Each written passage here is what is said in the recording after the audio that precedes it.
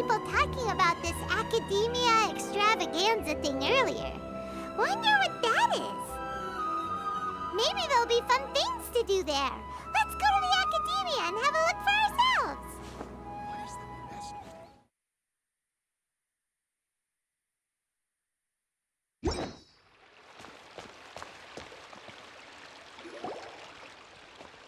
A moment, if you would. Are you two the famous Traveler and Paimon by any chance? We sure are, and who are you? My name is Wikas, a member of the Academia Extravaganza Planning Committee. Have you two heard of this festival? Yep, and that's exactly why we're here. Is that so? Looks like our advertising is working. Since you're both interested, would you mind if I gave you a brief explanation of the event? So, the Academia Extravaganza is a grand event run by the Academia with a long and storied history. To be precise, it can be divided into the Wisdom Gala and the Interdarshan Championship. The gala is held annually. During this time, all 6 Darshans will set up booths throughout the city and host guests to showcase the most fascinating aspects of their school, and thus increase their influence. On the other hand, the championship is held once every 4 years. Each Darshan will send a representative to vie for the position of Grand Champion. This year, the gala is being held alongside the championship, so the mood in the city is, as they say, at an unprecedented fever pitch. Got it! Cool! Thanks a bunch for the detailed explanation! You're most welcome. Answering questions regarding the Academia Extravaganza is my job. And I actually do have something I would like to ask the two of you. Huh? Need our help with something? Well, let me begin by saying that this year's Academia Extravaganza is of utmost importance to us. Lesser Lord Kusanali and the sages came up with a plan for the Academia to recruit talented people from the desert starting next year. As such, we've invited a great number of desert dwellers to take part in this festival, so they can hopefully experience the Academia's atmosphere ahead of time. I've heard that the two of you are famous across both the rainforest and desert. With your participation, especially in the Interdarshan Championship, more people will definitely come to appreciate the festival. Exactly! Or do you mean you want us to join a Darshan? But then we would have to deal with exams and essays and stuff like that. No need to worry. The championship participants have already been selected. I mean to invite the two of you as guest commentators. Your job will be to observe and record every part of the competition. There's no pressure. Just follow each match and enjoy the festival. Aside from that, we'll also prepare some compensation for your efforts. We won't have you working for free. That kinda sounds like a sweet deal. What do you think? You can head over to the festival venue later. An organizer there will introduce each participant. Some of them even might be people you recognize. I'll leave it at that for now. Yes, 2 others in fact. Their responsibilities will be somewhat different from yours. One of our organizers will explain the details to you later at the main venue. So, how about it? Would you like to take this commission? Wow! Having fun while getting paid? This sounds awesome! The main event venue is at the outskirts of the Citadel of Regzar, and the organizer you're looking for is Karina. Tell her the situation and she'll get you set up. The championship is going to begin soon. I wish you a good experience serving as commentators. If you have any doubts, come find me anytime. Alrighty, off we go!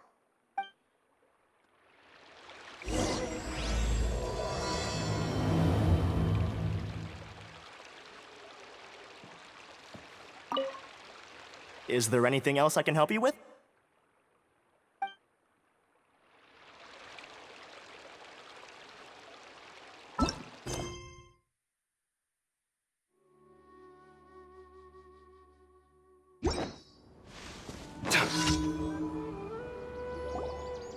Welcome, one and all, to the Academia Extravaganza!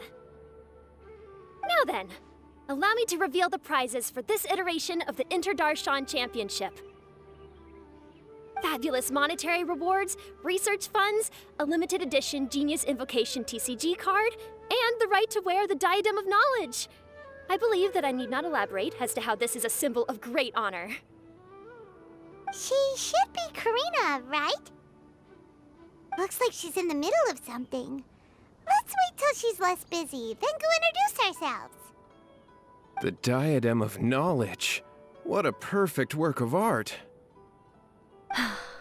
Every time I see it, I feel like I'm losing myself in its beauty.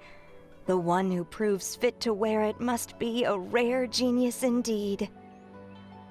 I believe that most of you have already seen the Diadem of Knowledge or have heard tales about it. 20 years ago, a researcher named Sachin bought it for a large sum of mora before donating it to the Academia. The generous championship prizes are also sourced from his sponsorship. Before we begin, allow me to express our gratitude to this researcher, who cannot be with us right now.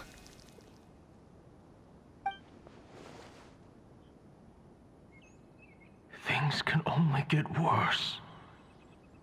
Things can only go from bad to worse. Human nature begets conflict, and conflict begets ruin. From the beginning, the seeds of wickedness have been.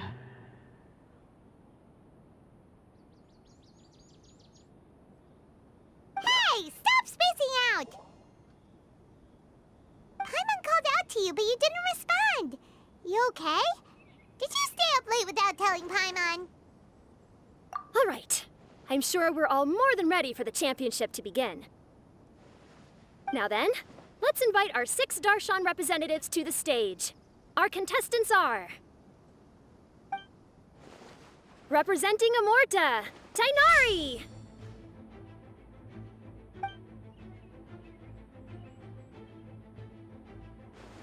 Representing Spantamad, Cyno!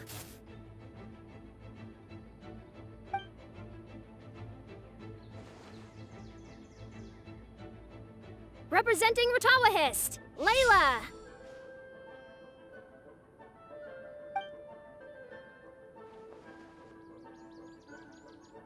Representing Haravatat, Faruzan!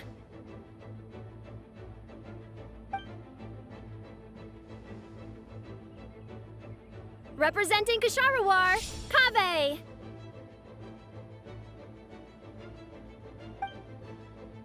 And for Vahumana...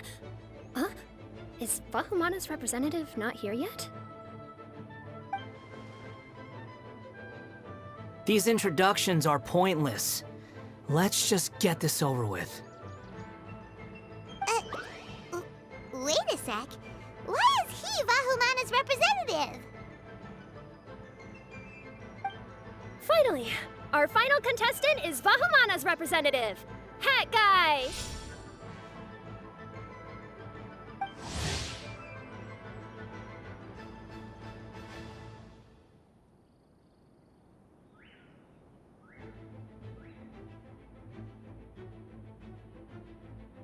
Oh, so that's Hat Guy. I think I've seen him before. You know who he is? I've heard that he's a researcher from a different country who nominally belongs to Vahumana. Word is that he's written a lot of political analyses. His manner of speech hasn't made him popular amongst most other Vahumana researchers, but his comings and goings are quite irregular, so he doesn't interact with others much. Aside from his more controversial aspects, his perspectives are considered quite incisive. Vahumana has seen a dearth of new talent lately, and some of its existing ones are not currently at the Academia, so I suspect he might have been their only option. It's just kinda weird. He doesn't seem like the kind of guy who'd participate in competitions like this one. Now that we have our 6 contestants, the championship will soon begin. Who will triumph this time around? Hold on to your hats, because we're all on this ride together. Huh. We really do know a lot of the contestants. Oh, right. We're guest commentators, aren't we? So figuring out everyone's reasons for participating is in our job description.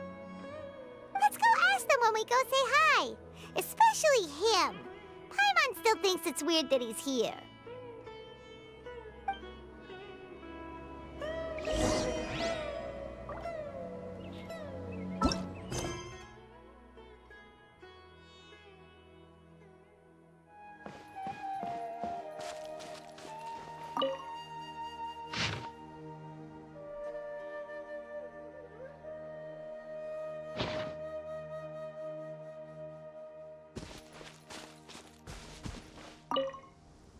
It's been a long time since the last Interdarshan Championship.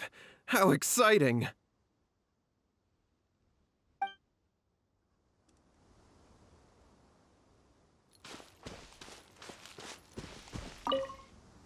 They say that Sachin was a Vahumana researcher and that he was a pretty famous genius. I guess geniuses always appreciate the knowledge of other geniuses.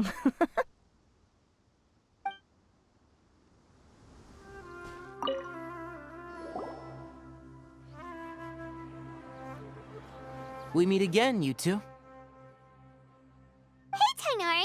We came here to check out this extravaganza event, and then they invited us to be guest commentators. Is that so? I heard that there would be guest commentators recording the proceedings with cameras, but I didn't expect they'd be you two. It's a pleasant surprise that you're visiting Sumeru again while I'm still on leave. When everything comes together perfectly like this, I call it the biryani factor. Because it's always rice to meet stew again. Ugh. So, Tighnari, you're representing Amurta, and Cyno is representing Spantamad. But haven't you both already graduated? Can alumni also take part in the competition? I had wondered the same thing. When I was told the news, I was actually more shocked than you are now. I later found out that anyone who has been a part of a particular darshan has the right to participate. Graduation status has no effect. So that's a rule, huh? There are some restrictions, though. For example, sages cannot participate. Any given person can only participate in one instance of the championship, and so on. That's right. Also, there are two methods by which the darshan representatives are chosen. One is self-nomination, and the other is to be recommended by over half of one's darshan. You must have been a case of the latter, Tighnari.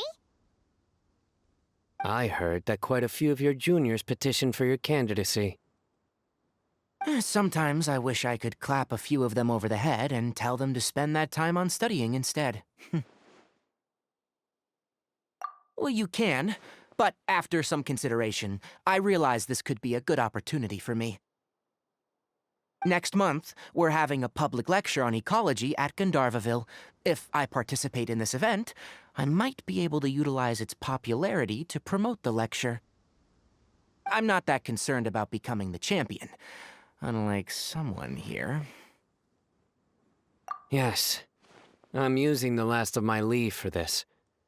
When I heard that a limited edition Genius Invocation TCG card was one of the prizes, I signed myself up. This year's card is a rare one indeed. It would be a shame if I missed out on it. Wait, is it some kind of super powerful card? No, it's a very common one. But it has a holographic layer. So what's the point? It's very cool. Paimon meant apart from being very cool. That is reason enough. I shall do my all to emerge victorious and add it to my deck. As someone who doesn't play cards much, I can't quite relate. But it isn't surprising that everyone has their own reasons for taking part in the tournament. Fair enough. Alright, let's go find someone else to question.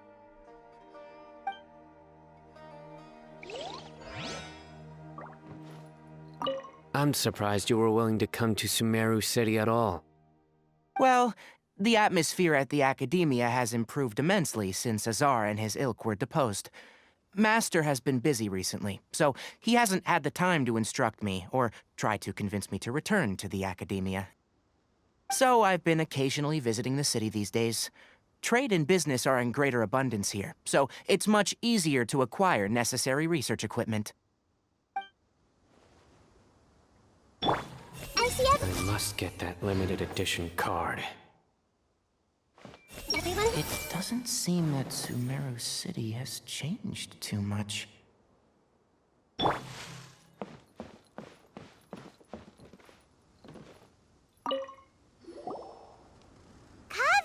Faruzan! Layla! Huh? Oh, it's you. Why are you here? We're here as specially invited guest commentators. Our job is to record what happens during the competition. Is that so? In that case, I'll have to trouble you to catch the moment of my triumph on camera. Remember to shoot from behind at a lower angle. You know, to capture a seniors class. Don't get ahead of yourself now. Victory will obviously be mine. You're far too young to even consider challenging me. Kshahrewar or Rtawahist, you're all children as far as I'm concerned. Actually, I was going to ask, how do you know me, Madam Faruzan? Huh? You don't remember? I sometimes see you in the library at night. You even waved at me. What? I don't remember doing that at all. Huh. How strange. However, this is not the time for curiosity. I am Faruzan, a household name in Haravatat. You are Layla from Rtawahist, I presume? Yes. Good. Then we are officially introduced. See? Simple as that. I like respectful ones, by the way. Would you like to join my research group? Madam Faruzan, I'm quite sure this counts as poaching. Let's dial things down. I know, but it's been tough getting people these days, and research funding has been hard to secure. But once I win this tournament, it'll be a different story. So you're just here to increase the amount of funding you're getting? Well, not just that. What, are you curious about my reasons for participating in this event? Well, I suppose that's to be expected. You are our guest commentators, after all. There's been an influx of newly enrolled students, and they'll be paying close attention to this competition. If I do win, I'm certain that there will be no lack of students knocking upon my door. Moreover, research resources will be made available to the victor, so that will nix my funding issues. Therefore, my two juniors, I do apologize, but I fully intend to emerge triumphant. I'll do my best as well. At least I don't plan to lose too badly. So, why are you here, Layla? I don't know why, but a lot of people recommended me. I didn't sign up myself. I just woke up to find my name on the announcement board. That sounds like what happened to Tighnari. Him too? Oh, I'm really nervous. I've been so worried about disappointing everyone that I've been losing sleep. Stress not, young one. We must all experience failure to grow and mature. But Madam Faruzan, I don't want to fail. Seriously? Everyone has such nice reasons for joining. Must I say? Yes, you do! We gotta record it! Well, you know, right? I want to buy some property. Oh, that's right! You want to move out of Alhaitham's. What? Alhaitham?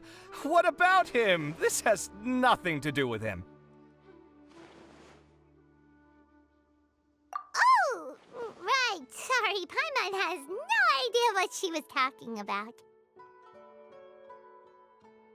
So, you want to use the grand prize to buy a place, right? Correct. Also, my father took part in the Interdarshan Championship when I was young, but he didn't win. Once I do, the right to wear that diadem will be mine. In a way, I'll be helping my father fulfill a dream of his.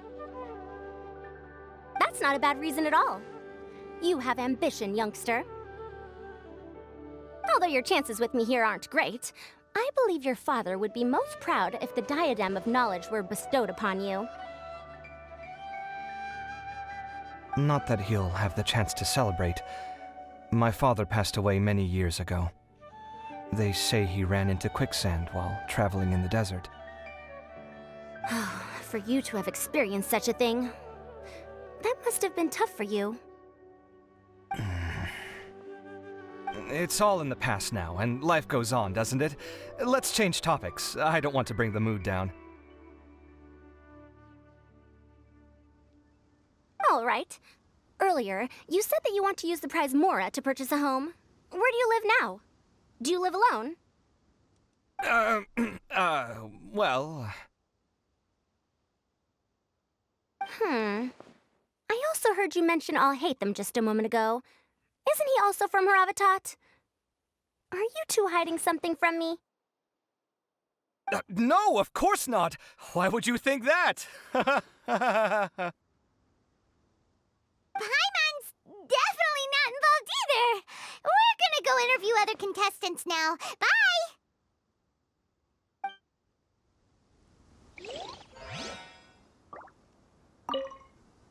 You know, I was just thinking, how did the two of you meet? I was wrestling with a particularly tricky problem, and she happened to pass by while I was puzzling over it at the House of Dehya. She then proceeded to provide some comments. Provide some comments? I was bestowing instruction. In truth, I have no intention of solving Kshahrewhar's problems for them.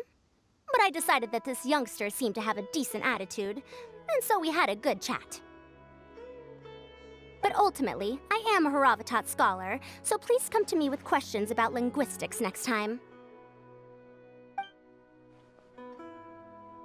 I see everything. I'll show them how fierce this competition can be. Everyone hold it. With that prize money, I'll be able to move out of Alhaitham's place. Hey. Do I really have what it takes to represent the Rtawahist, Darshan?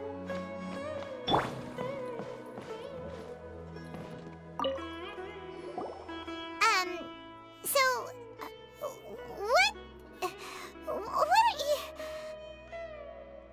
Just call me Hat Guy. That's the name I use in Vahumana. That sounds like a nickname, not a real name. So I can't go by a simple, ordinary name? Fine, suit yourself. All right then, Hat Guy. Why are you taking part in the Interdarshan Championship? We're specially invited guest commentators, so play nice and answer our questions. You could be Matra for all I care. So what if I don't answer you? What then? I'll tell you this much. I have an agreement with someone not to reveal my motives. You're not plotting something in secret, are you? Well, it's hard to say. Why don't you take a guess? Ugh, Paimon's had it with you. Fine, be that way. Then we won't ask you why you're participating. Instead, why did you join Vahumana? You two sure like to poke your noses where they don't belong. If I don't say anything, are you going to annoy me to death? I heard that the Vahumana researcher named Akaba was researching the Tatarasuna incident, so I wrote a few essays to refute his points. Later, when I was bored, I wrote some commentary on societal issues in Inazuma. I didn't expect Vahumana to consider me as one of them. Someone even invited me to a lecture or whatever. From start to finish, it was just the wishful thinking of idiots. A misunderstanding. There's your answer. Simple. But when Lesser Lord Kusanali heard about this, she went out of her way to get me registered in Vahumana. She used the name Hat Guy. Enough chit-chat. You're better off wasting your time with the other contestants. Someone's about to get very unlucky. Wanna guess who? How is anyone supposed to relax with you around? We've got to stay alert and keep a close eye on him. Looks like Karina's got a moment now. Let's go chat with her. Enjoy the Interdarshan Championship. This will be one to remember, I'm sure. Everyone hold hands! Do you really think you can see through me?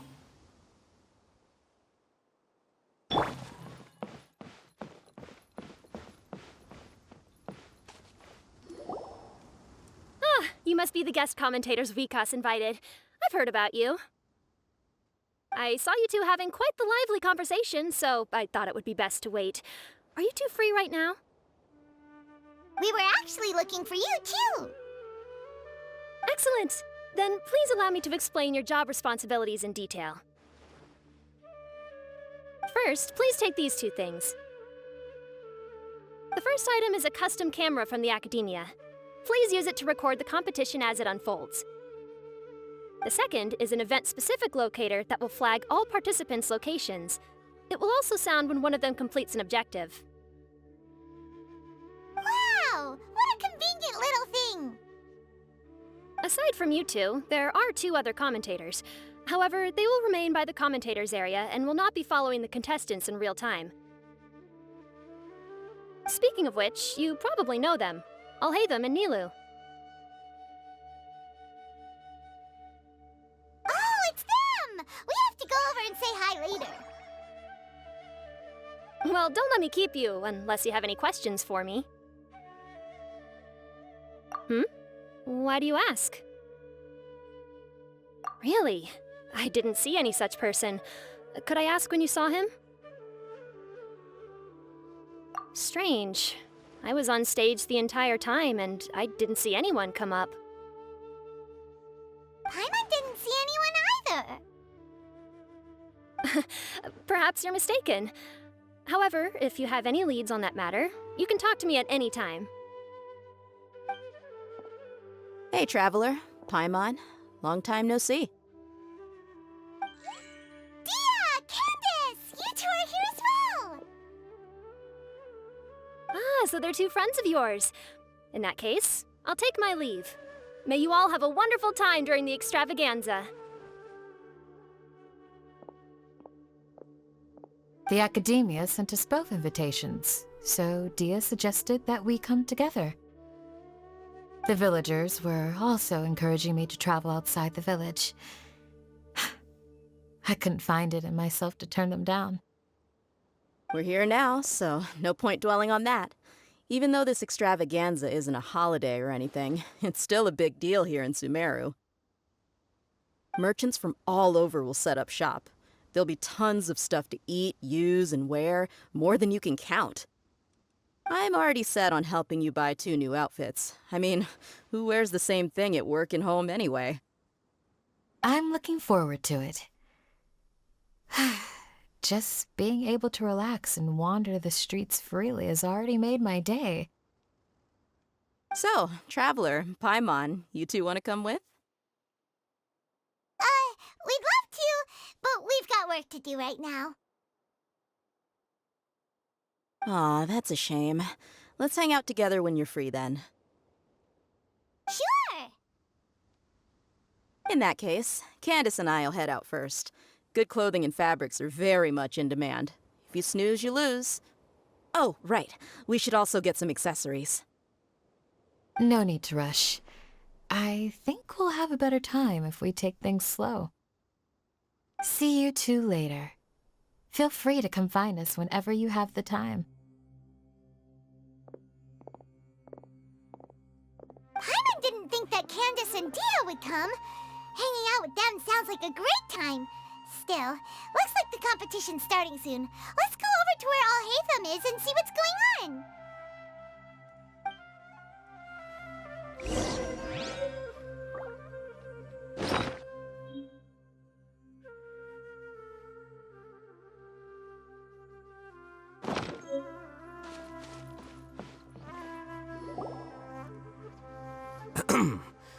I will now announce the rules for the first round of the competition. Please listen carefully. During the opening ceremony, Academia staff released several cages of butterflies, and many of them are now fluttering within Sumeru City. Amongst these butterflies, 3 of them will be special swift flies.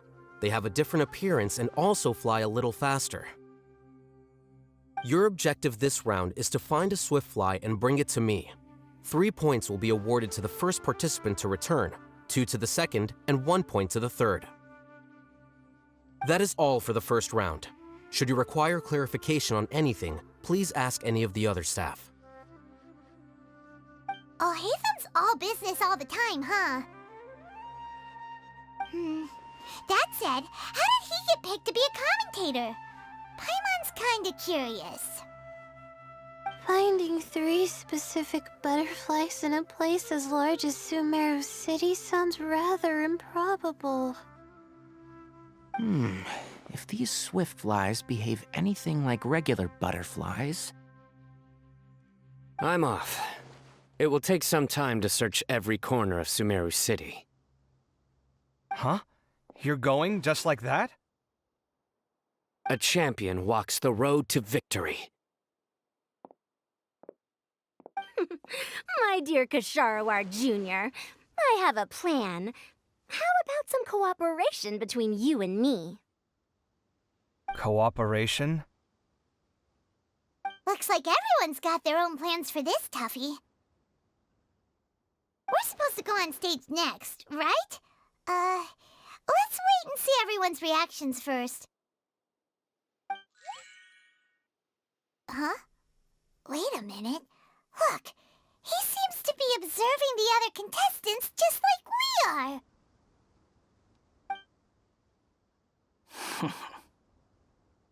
We were right not to let our guard down.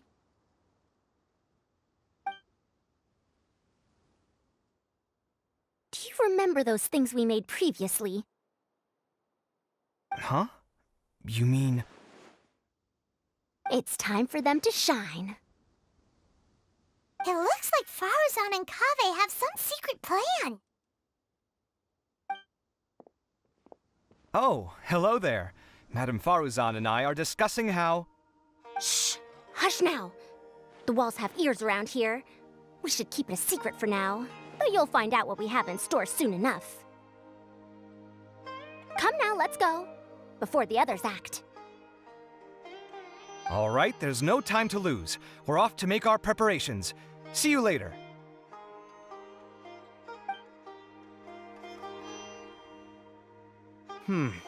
This is basically what I'll need.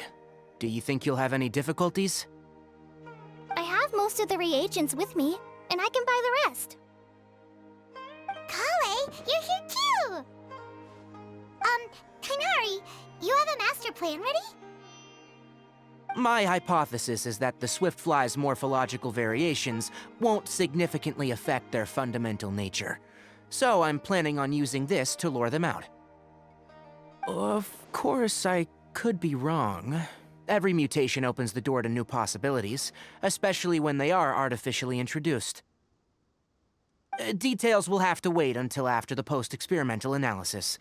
For now, Kale and I are going to buy some reagents for our experiment.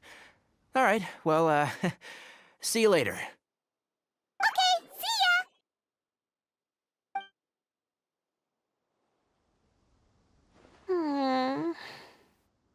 Hey, Layla! You look a little worried. Yeah, I have no idea what I should do. What color are these swift flies? Do they have special markings? How do they differ from ordinary butterflies? Oh, I can't even figure out these basic questions, and most of what I've learned in the past is completely useless here. Aren't people who research the stars supposed to have some extraordinary abilities? Why not use astrology to solve it? Oh, you're another contestant. That guy, was it? Is it that you can't use astrology during the day? Guess that skill's less useful than I thought. No, it's not like that. If it's daytime, all I need is an astrolabe. So, why don't you do that then? Mona Magistus, the astrologist, said that those who constantly use astrology to obtain things that shouldn't be theirs will eventually lose the blessing from the stars.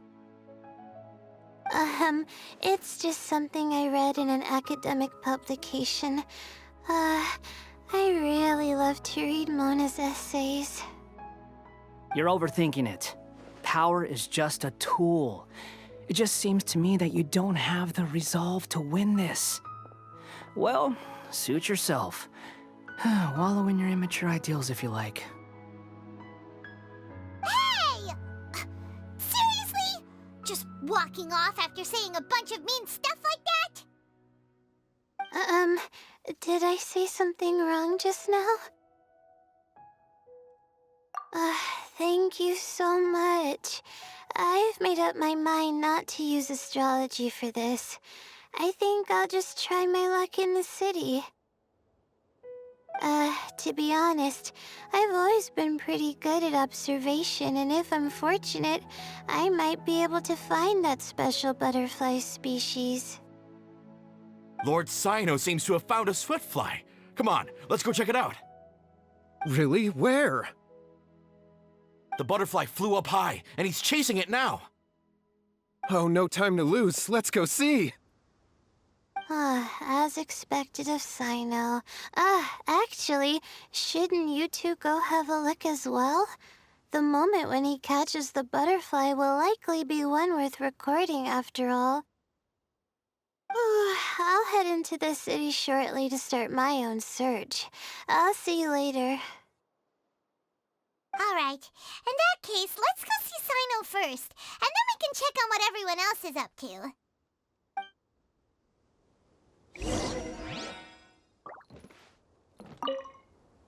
I'm going to try my luck in the city, too.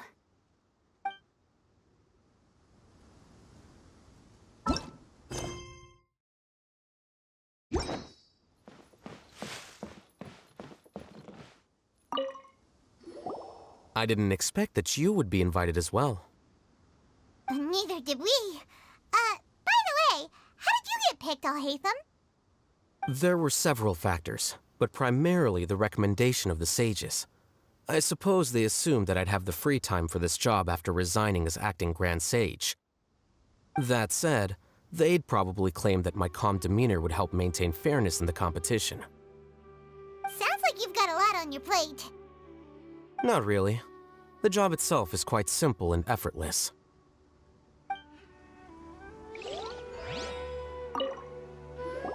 This is my first time commentating for such a competition.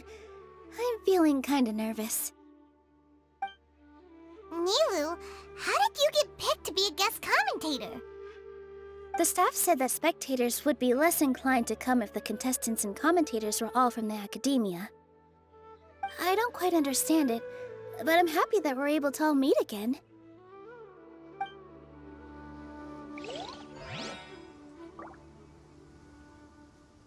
I see everything! I wonder who will emerge as the champion this time. Hey! Face the camera, smile, speak in a friendly and clear manner. That's what they told us to pay attention to, right?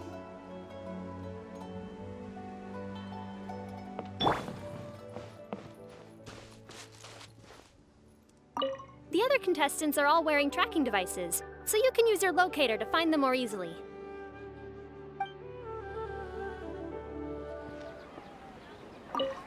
Good. We've got all our ingredients. Next, could I trouble you to help me mix them together? Of course, Master.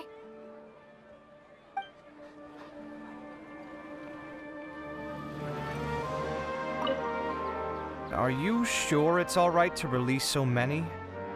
Have some faith. It'll be fine.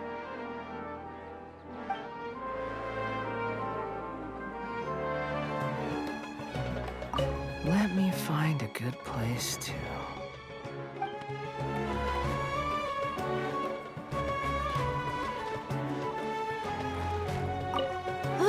What a crowd. Seems the Academia extravaganza is in full swing. What do you want to get? Maybe we can buy some gifts to bring back. Now? Huh.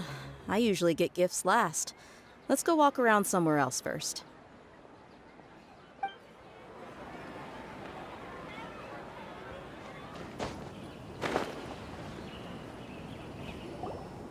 We found you, Cyno!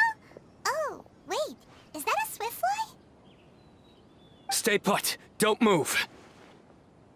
He caught it! Huh? Cyno, what's wrong? This isn't what I'm looking for. It's a... Finally, I made it.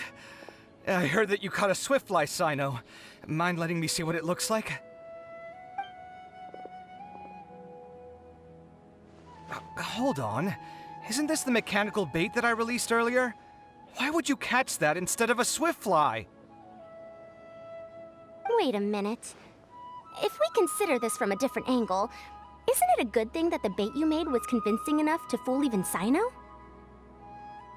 That's right. During a previous interior design project, I felt that the artificial flowers on a wall were a little bland, so I decided on placing a few moving mechanical butterflies to add some pizzazz. In order to make them both small and nimble, I consulted with Madame Faruzan. Not long ago, the two of us took all those mechanical butterflies and released them into the city. Why would you do that? Need you even ask? Young people these days really do need to get out more. Have you never played that game where you place strips of paper on a bamboo pole and wave it across a field of flowers to attract a whole kaleidoscope of butterflies? No, I haven't. Wait, so you're trying to... That's right. The butterflies within the city will mistake our mechanical bait for one of their own and follow them around. As long as we keep releasing and retrieving our bait, we can capture all the butterflies within the city. What comes afterward is just a matter of separating the swiftflies from the others. Huh. Guess that's one way to do it. Do not underestimate the wisdom of your elders. I had already thought of this method the moment the round's rules were announced. Of course, we also owe much to this fine junior of mine here for making such lifelike butterflies. It seems that Kshahrewar has not quite declined as far as I had thought in recent years. Their teaching skills at least seem to be intact.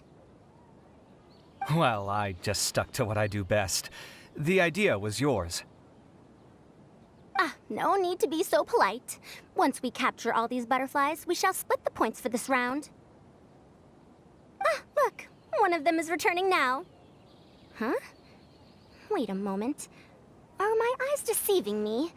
Why don't I see any butterflies behind it? That's because there are none. Seems like your plan has hit a snag. Looks like the match continues. I'll be looking elsewhere.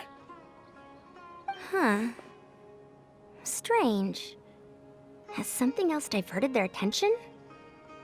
Come, let's search in the direction the bait returned from. We'll go have a look too.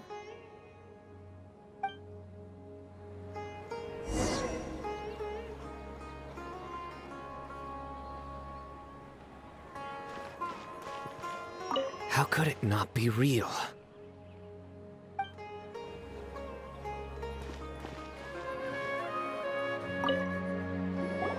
What brings you two here?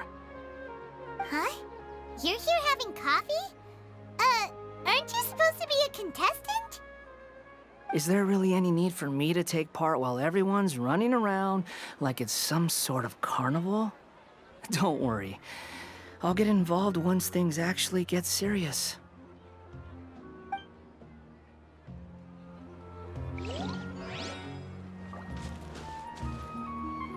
Wonder if I'll find one here.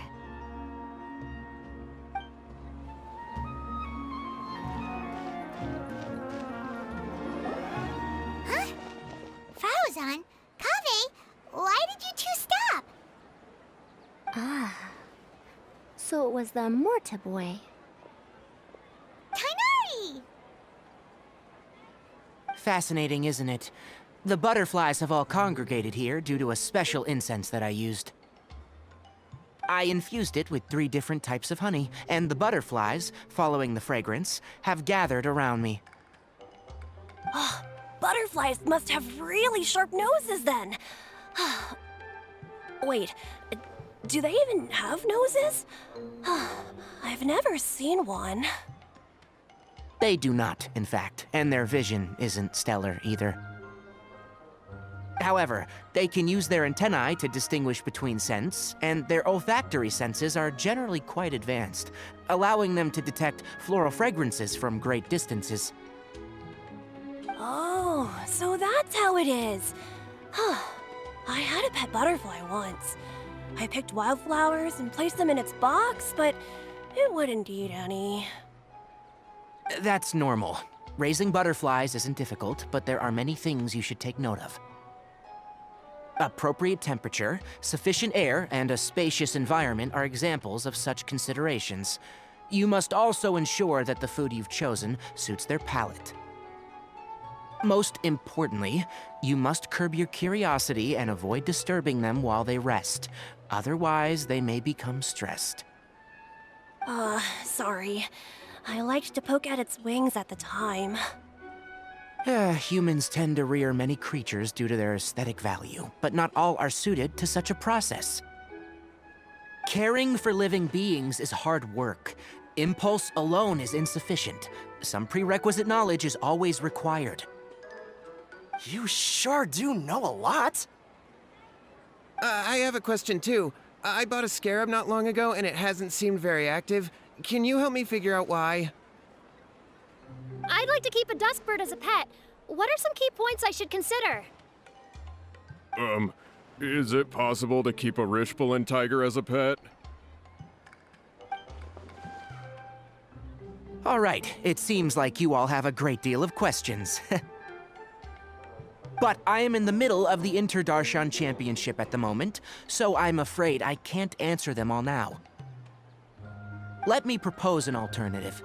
Next month, there will be a biology lecture at Gandharvaville, and I will be sharing some interesting insights on living organisms there. If you're interested, you can attend that lecture, and if you should have any questions, just prepare them ahead of time. I'll answer questions after I've finished speaking. All right, I'll be there. Of course, please try to ask more rational questions. For example, whether you can raise a Rishbalin tiger as a pet or not is mainly dependent on whether you can overcome one in a fight. Looks like Tighnari's science lecture will draw quite a crowd. Huh? Oh. Was I listening in for that long? Seems Kaveh's master does live up to his title as a teacher. Madam Faruzan, I've had a look around. Nearly all the butterflies in this area have been attracted by the incense. However, we can cast our bait further away to avoid this area. All right, then let's get moving. We shan't let all the butterflies get away from us if we can help it. Seems like the competition's really heating up. Let's go see how the other contestants are doing.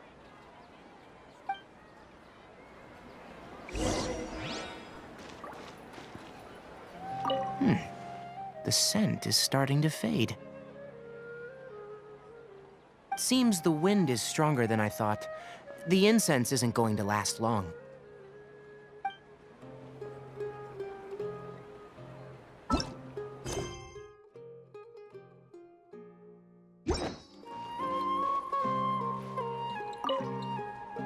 These all look great, but they're more expensive than I expected. Goods are more expensive here than in our village. Nah, to heck with it. How often do you get to come to the city? Let's not get hung up over the prices. Dehya, are you sure you want to buy this for me? Oh, this is a heavier material than I expected. Thank you. Don't worry about it. It's just nice to go clothes shopping together.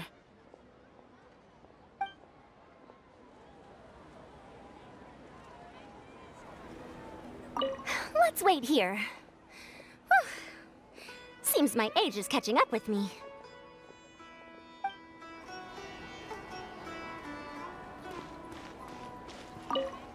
Please lead the Swiftflies back here. I'm really counting on you.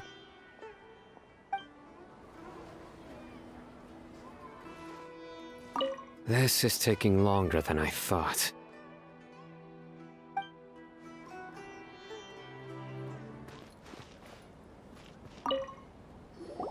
Layla, how are things going on your end? I've been searching for quite a while now, but I haven't seen any sign of the Swiftflies yet. Instead, I ended up catching a few mechanical devices that looked very similar to butterflies. I wonder where they came from. Looks like Faruzan and Kaveh's devices are everywhere now. I'll keep up the search. That said, I've noticed that a number of butterflies in the city has already decreased a lot compared to when the event started. Probably because the other contestants are coming up with their own ways to catch butterflies. Alright, I'll do my best too. Huh? What's this? Oh, what a coincidence. I guess I just need to catch it now, right? Oh, please wait. There it goes. It's so fast! Paimon thought Alhaitham said they were only a little faster. No, come back! Come on, Traveler, let's go too! The locator's going off! Looks like someone's already caught themselves a Swiftfly!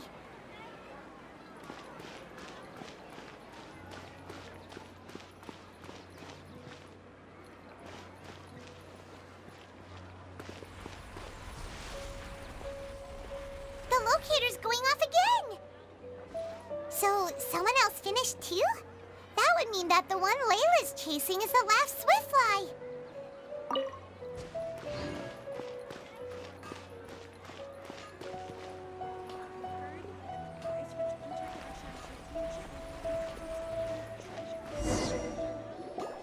Oh, it just occurred to me that we should also get you a makeup box. No, it's fine.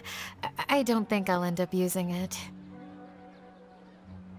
Maybe you won't, but it doesn't hurt to have one, right? Come on, just trust me on this one. Huh? Who are you, and what do you want? Please, don't move. Don't move? Who sent you? Dehya. Don't worry, I can handle this. Now, tell me, what do you want?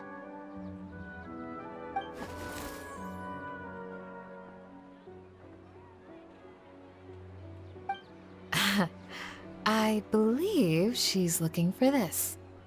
Here, take it. A butterfly? Was it on my head? Oh, you're... It's been a while, Layla.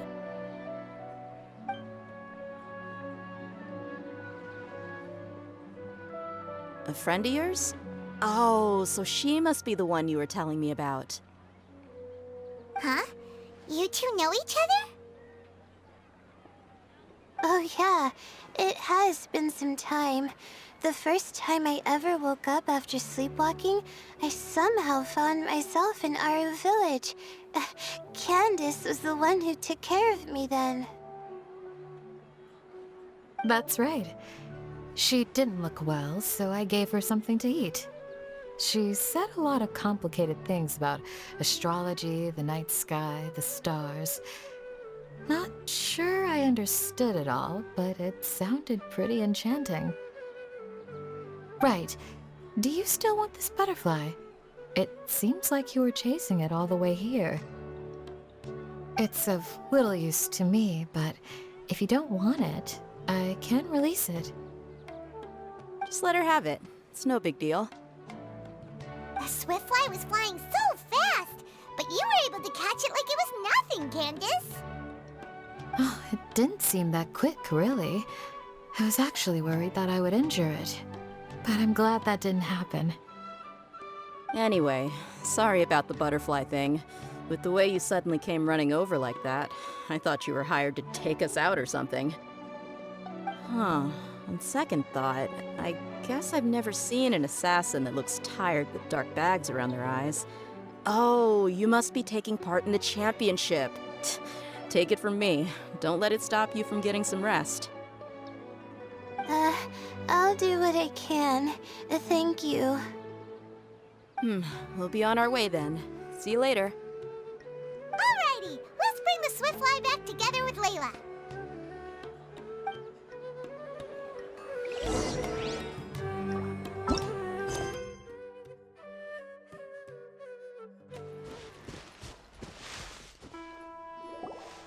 It seems we have a third contestant who has returned with a Swiftfly. With that, the first round has come to an end. I anticipate that all of you will keep up the effort for the second round. Dismissed. Your closing statement sounded so... how do I put it? Decisive? Well, you could certainly stand to try being more decisive, Nilou. It would help you live more freely. Hang on a second. Who were the first two contestants with Swiftflies? Tighnari was first, and as for the second, it's being discussed right now. Hey, Alhaitham, I think I've come up with a good idea. Second place gets 2 points, right? Can't Madame Faruzan and I split the points between us? Quite the imagination you have there. I've read the championship handbook from cover to cover, and I never saw any rule which permits that. Then we can just add a rule. Do you really think I'd do that? Oh, come on, you're not going to stand in the way of my victory, are you? Well, you're free to send the organizing committee an application outlining your naive proposal. They'll get back to you within 3 working days. 3 working days? It'll be too late by then. Unfortunately for you, even dreaming is gonna cost you. Paimon gets it now. Kaveh and Faruzan found the second Swiftfly together, but the rules say that only one person can get the points. Oh well, the rules are the rules. Since you call me madam and politely ask for my help, I shall give you these points. So I'll put the points under Kaveh's name then? No. If I take these points, won't that only detract from your contributions, Madame Faruzan? You might be all right with that, but I cannot do it. Not in good conscience. I don't have any problem with it. There are 2 more rounds after all. Losing one isn't a major setback. But if you insist, I have another method. We can draw lots to see who will receive the points. Lots, huh? What? Is there something wrong with that idea? No. Let's do it. All right. I'll get the paper needed for the lots. Give me a moment.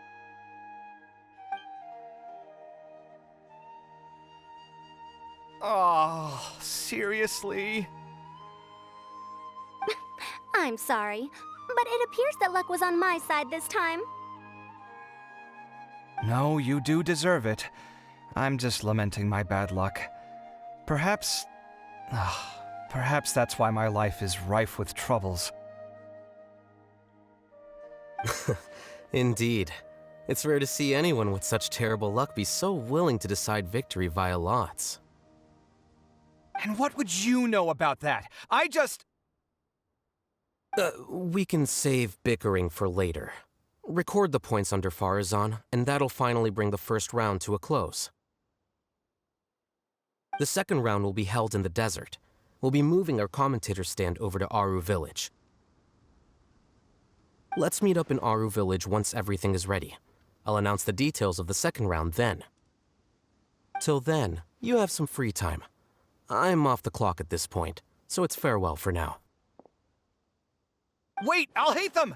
You... Don't be upset, Kaveh. Sighing can carry away your good luck, you know. Oh, so that's how it works. In that case, I'll take in some deep breaths. Maybe that'll help me make up for all the luck I've lost. It's really no big deal. 2 points aren't enough to decide victory or defeat just yet. I'll win the next round, you'll see. Looks like you've managed to pick yourself back up, young man. Good. I must warn you, though, that I'm quite familiar with the desert. You'll have to try your best if you don't want to lose. I'm no stranger to the desert either. I'll be fine. All right then, that's enough chit-chat for now. I'm going to check the area out. So the current standings are Tighnari in first place, Faruzan in second, and Layla in third. Guess we should also take a nice break before the next round starts. But where should we go first? Why, you two look a little lost. If you're not sure where to start enjoying the Academia Extravaganza, then may I suggest that you have a chat with our boss? Your boss? Who's that? Do we know them? Well, only the most famous merchant in all of Sumeru, Lord Sangamo Bay. Oh, you mean Dori! Precisely. Our boss sent me to inform you two that she'll be waiting for you at Sumeru City's North Gate.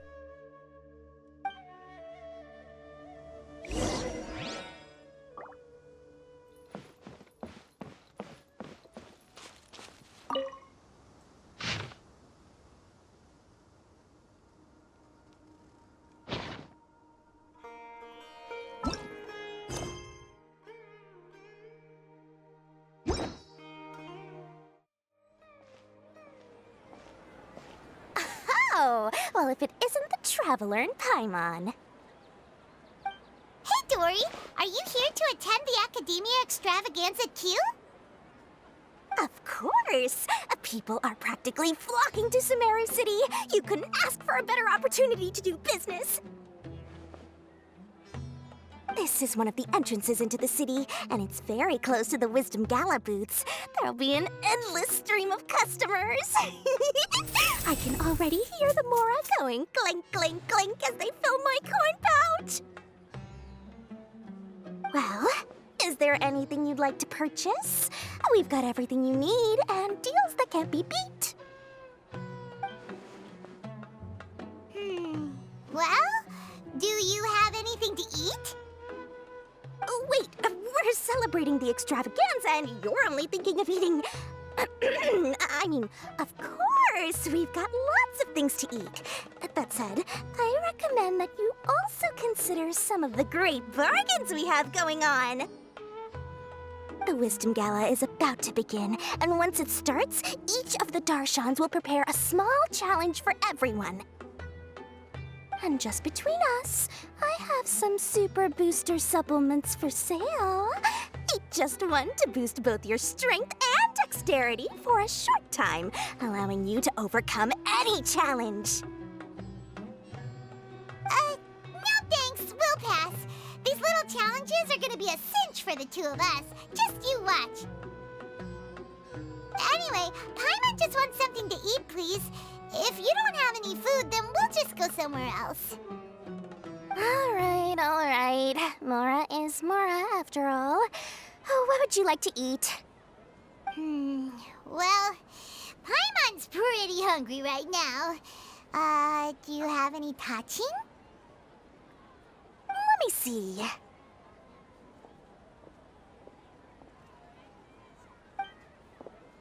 This is a huge job, isn't it? If this works out, we'll be set. Here you go. 2 servings of touching. See? I told you there's nothing Lord Sangamo Bay can't procure. Yay! Huh? What are you looking at, Traveler? Oh? Who? Someone we know? Was it someone suspicious? Have we attracted some unwanted attention? Huh? What's happening, Dori? Is there something else going on? I don't know who you saw just now, but I do have some hard-to-come-by information about the extravaganza. If you want to know more, we can talk business later.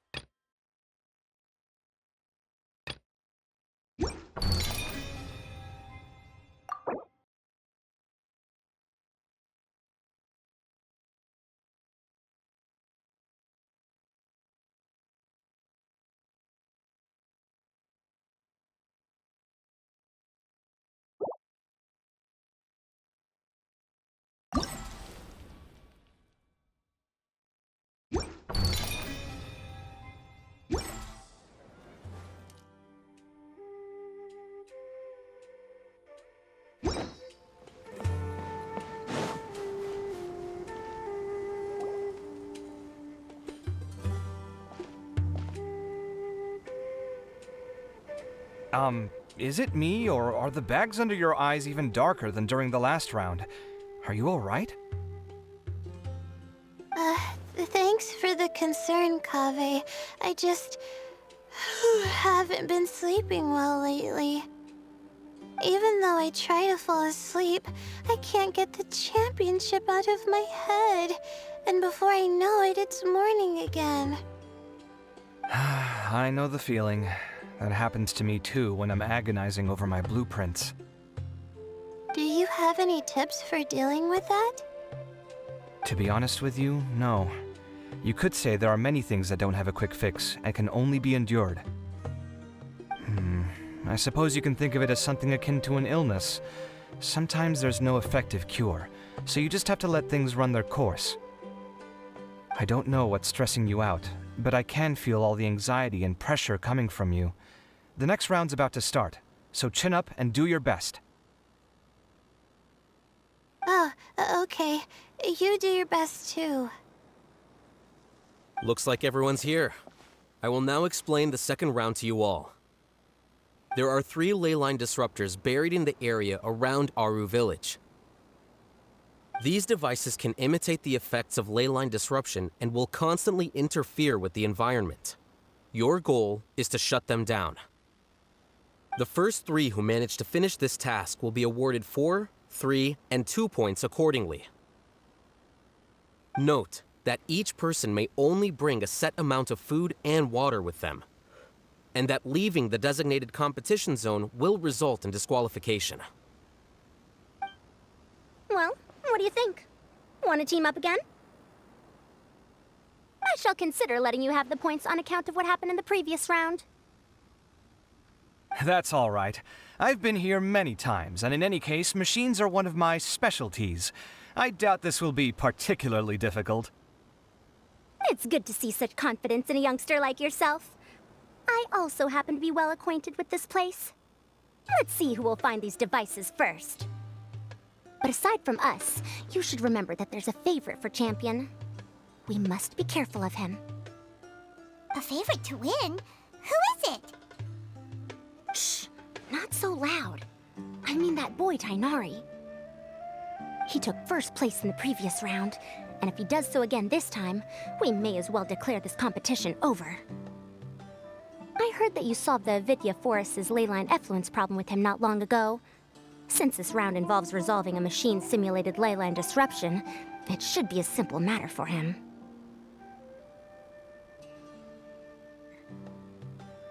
That boy knows a great deal.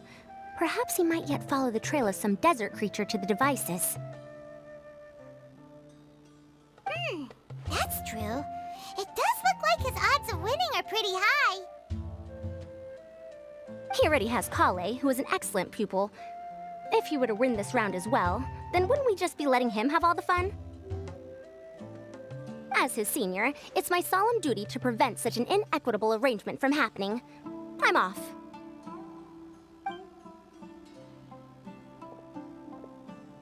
I'll get going as well. See you later.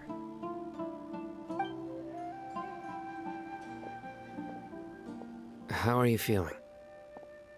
I think I'm okay, but I'll take things slowly for now. Is this all the water we're getting? Sorry, that's what the rules say. While this round seems to be about how quickly you can shut down the devices, it's also testing your ability to survive in tough conditions. I knew it'd be harder than I had expected. So we'll either need to find the devices as quickly as possible, or we'll have to save our energy and wait for an opportunity. Okay, I'll head out shortly. Thanks a lot, Nilou. You're welcome. Please, take care of yourself. Well, there goes everybody. So, who should we visit this time? Let Paimon think. Oh, right! Didn't Faruzan say that Tighnari's the favorite to win? Let's go look for him first.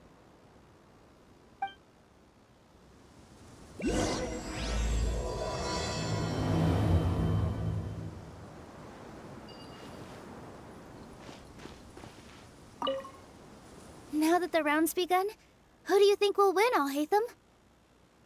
The ones who find the disruptors will win. Well, yes. But aren't you just repeating the rules? Hey! The weather today might affect this round. Everyone hold hands! Not sweating too much, am I? Oh, it'd be so embarrassing if that was caught on camera.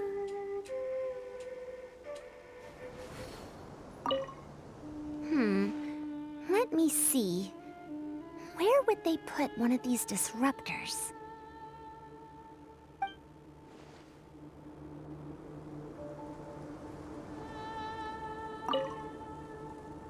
A desert fox? Why would there be desert foxes here? Oh, whoa! Stop biting my clothes! Hey!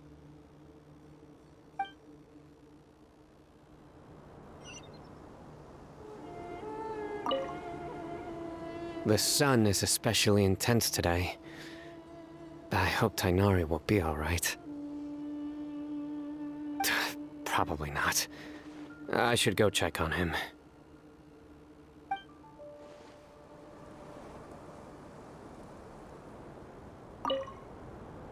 This seems more annoying than the last round. That's fine, though. I'll find some place to sit and watch them scurry.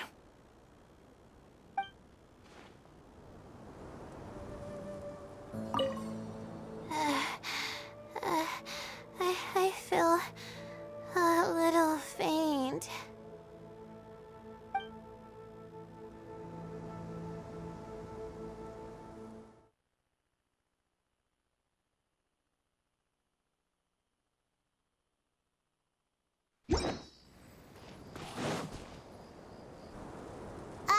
Hey, Tighnari?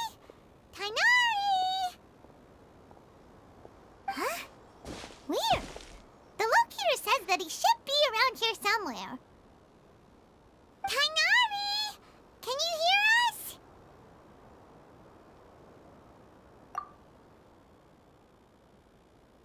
You're right! Huh? Oh no, it looks like he's fainted! We have to help him! Tighnari, are you okay? It's so hot. Oh, so you passed out because of the heat. Are you not used to getting around in the desert? That's right. I usually bring lots of water when I go to the desert, precisely to avoid this situation. I went through all my water very quickly, and with the effects of the disturbed ley lines, I started feeling dizzy. My ancestors, the Valukashuna, were originally from the desert. But I guess this is what happens when a species migrates. They become intolerant of their original environment. This isn't the time for a history lesson. Let's get you some water. Humans. Such fragile beings. Your bodies can't even survive extreme changes in the environment. Here, take this. Let him drink it.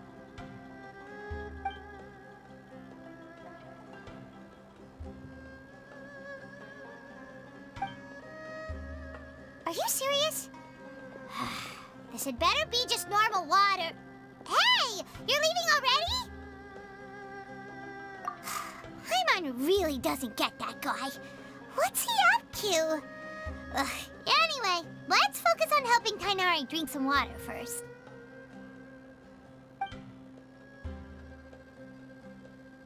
I'm feeling a little better now. Thanks, you two. Oh, it wasn't just the two of us. Just now... Found you at last. Cyno! You're here too! I was concerned, so I came back to check on you. Will you be able to go on? The fur on my tail is so dry, it's practically been singed right off. I don't see any purpose in pushing myself beyond what is reasonable. It appears I'm not suited to this particular round. I should probably just return to Aru village and rest. Really? So you're backing out? Yes. I do have my results in the first round to serve as a buffer, so even if I forfeit this round, I still have a chance to turn things around later. Withdrawing now will allow me to conserve my energy. Continuing to push onward would be counterproductive. A wise decision.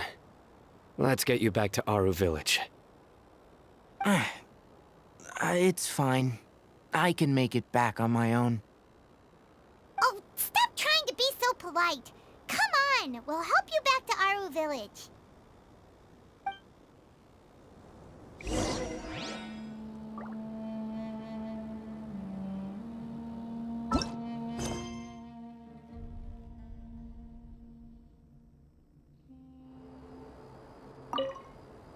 You two must have a lot of free time if you came looking for me.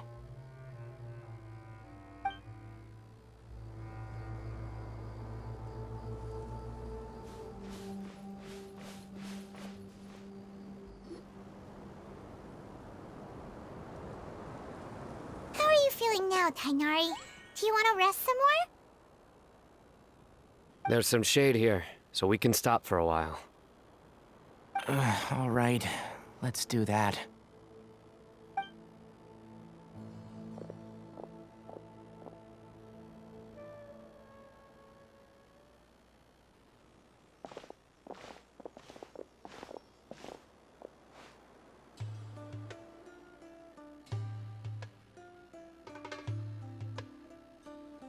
Oh, Cyno and Tighnari.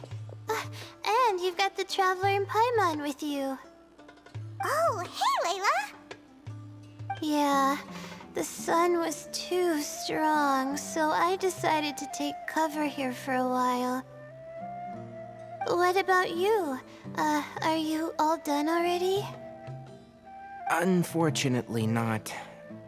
I'm not quite as capable as I thought. I intend to withdraw from this round. Cyno and the Traveler are escorting me back to Aru village. Withdraw? Can you even do that? I believe the rules do provide for such a situation. Alhaitham did say that the act of leaving the competition grounds would result in disqualification from the round. Didn't I ask you if you were all right before this? If you had just decided to withdraw then, you wouldn't have had to suffer. Well, I had to try, didn't I? So I tried, and it didn't work out. And now I'm backing out while I can. When I get back, I'm definitely going to make a batch of sun-resistant oil. Next time I venture into the desert, I'll be prepared. By the way, you're Layla, aren't you? You don't look very well yourself. Will you be all right? I did feel a little faint when I first entered the desert, but I feel a lot better after resting here for a while. Be careful not to push yourself too hard. Don't worry. I'm just... Feeling the pressure? You can tell? Your expression is similar to the ones I see on criminals' faces when I interrogate them. To tell you the truth, I'm still not sure whether I have what it takes to represent the Rtawahist Darshan in the championship. Most people voted for me because of all the rumors surrounding me, and to be honest, those rumors don't really mean anything. Now I don't know how to deal with all the expectations they've put on me. Even the people who usually criticize me voted for me this time. So I feel like I have to live up to their expectations somehow. So their expectations are putting pressure on you. Yes. Actually, I heard that you were voted in as well, Tighnari. How do you deal with it? To be completely honest, I don't really feel any pressure. Firstly, those who expect things from you do not necessarily do so for benign reasons. On the other hand, those who do consider your feelings certainly wouldn't want you to push yourself. Next, we are researchers. Our primary duty is to interact with knowledge, not to meet others' expectations. As for me, I took part in this competition to advertise for an academic lecture at Gandharvaville next month. I'll obviously try my best during the competition, but I won't let any additional pressure get to me. I think you can also try to find a clearly defined goal. That may help you. I understand. Thanks for your advice. I'm absolutely parched after talking so much. I've still got some water with me. No, I'll be all right. We aren't far from Aru village, so I can go the rest of the way myself. You should get back to the competition. Don't you want to win that limited edition card? Yes. All right then. Your spirit will live on through me. Hey, don't talk like that.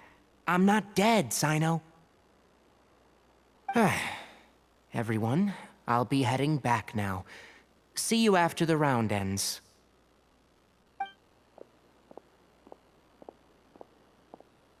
I'll continue searching for the ley line disruptors.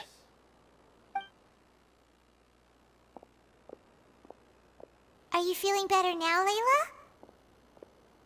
Yeah, I feel like some of the weight has been taken off my shoulders after chatting with Tighnari. It's been a long time since I first left my hometown to come to the academia, and every day here has been so precious. But of course, there have been some rough times. All sorts of complex astrological models, countless quizzes, and essays that took all my brain power to barely finish. Each of those things are like huge boulders barreling at me, forcing me to continue running forward. When I was chosen as my Darshan's representative, it felt like another boulder was added to the ones already rolling behind me. Every time I close my eyes, I think of all the people I'd disappoint if I mess up. Yeah, I think that's what Tighnari was trying to tell me. You're our good friends, which is why you didn't stop him from dropping out of this round, and why you don't feel disappointed in me. That's right! No need to feel so down! That said, he did also say that he hopes I could have more concrete goals for taking part in this competition. I don't have any now, but I'll give that some thought.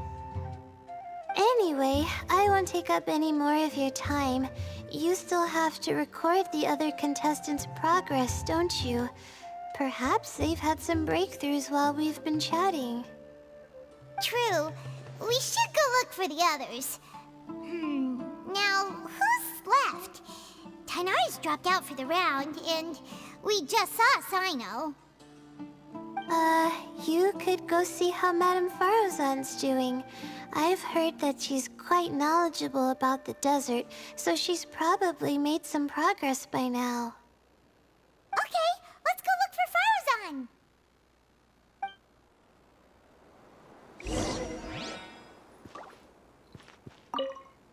Don't worry, I'll be fine.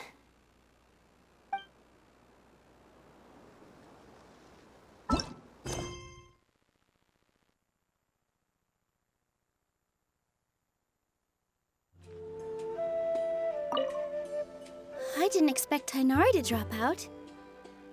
Being able to acknowledge one's own weaknesses is a rare quality.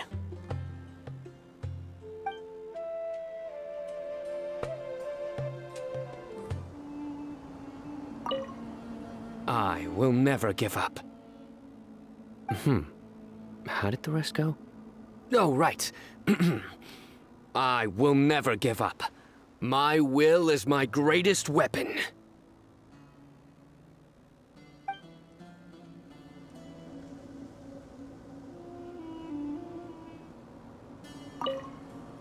There's another one.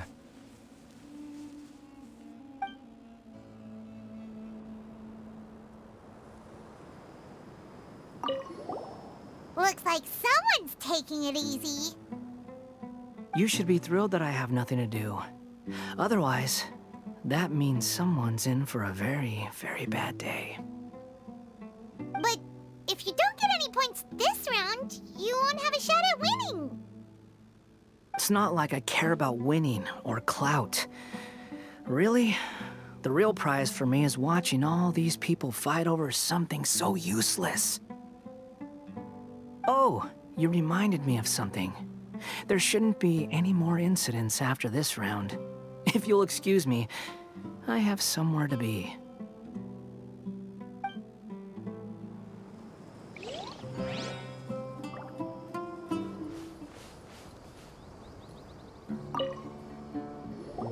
Hey there, Faruzan. Have you made any progress? Ah, you're just in time. I'm about to start digging right here. Oh, you found the leyline disruptor already? Such a simple problem could never confound me. Not long after entering the desert, I discovered a primal construct that was acting abnormally, so I followed it all the way here. Once I got near here, it suddenly disappeared. Something unusual must be happening around this area. You're a true expert, Madame Faruzan. You knew what to do right away. Well, I do happen to have more experience than most. But that aside, has anyone completed this challenge yet? Nope, not yet. Well then, I suppose I'll be the first. What about that boy Tighnari? Oh? And why's that? He's not used to being out and about in the desert. Huh. I didn't think he would have such a weakness. I suppose he could use a bit more training. What about the others? Is that Rtawahist girl still a bundle of nerves? Tighnari gave Layla some advice, and she seems to be doing a lot better now. Cyno just started his search for the disruptors, and as for that guy, well, who knows what he's thinking. And what about Kaveh? Has he found a leyline disruptor yet? Byron doesn't think so, or our locators would have already let us know. Strange. What's he lollygagging for? With his skills, you should have heard something from him by now. Well, I'm afraid the most thrilling moments are already done here. You should probably go find Kaveh and see how he's faring now.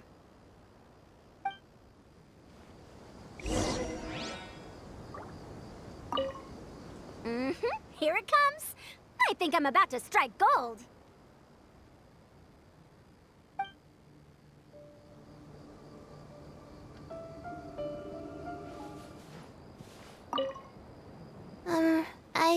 I'll start by doing a loop around the competition zone.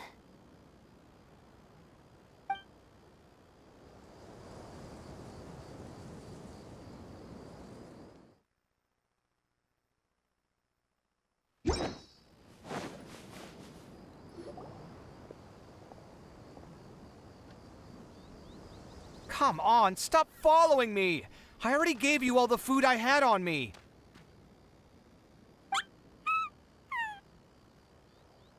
You can cry all you want. I don't have any more food. All I have left is a half bottle of water, and I can't possibly give you that. Without water, traveling in the desert will be incredibly difficult, and I still need to find what I'm looking for. Mirak, can you help me out here? Keep them away. Kaveh, there you are! Faruzan told us to come see how you're doing. What are you up to? Just thinking about it makes me upset. Not long after I entered the desert, I was accosted by these fellows. I don't know why, but they didn't leave the competition grounds, and now the ley line disruptions have left them confused and circling around the area. The moment they saw me, they wouldn't leave me alone. They even cheated me out of my limited food supply.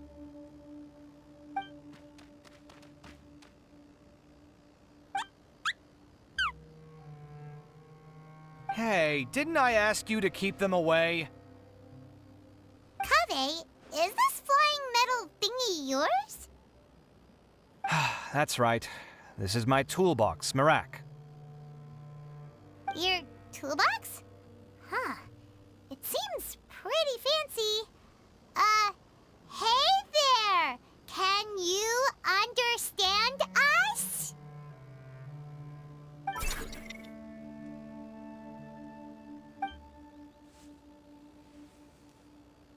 Sometimes I need to carry things when I go out, so it's handy to have a portable toolbox. Well, this definitely doesn't look like an ordinary toolbox, that's for sure. It's a long story. When I was working in the desert, I ran into a merchant group who had a machine core they excavated from some tomb. It was clearly from King Deshret's civilization. His technology still isn't fully understood, and Kshahrewar has many different opinions on this topic. Our current theories cannot explain such mysteries. Upon seeing such a rare, complete specimen before me, I forked over all the mora on my person to purchase it. Some time back, I wanted to make an automated case that could store my offloaded items. With that core, I created Mirak. It can't understand commands that are too complex, but it can serve as my assistant and help me with things like mapping and surveying. Most importantly, it can't talk, so it can't give me any attitude.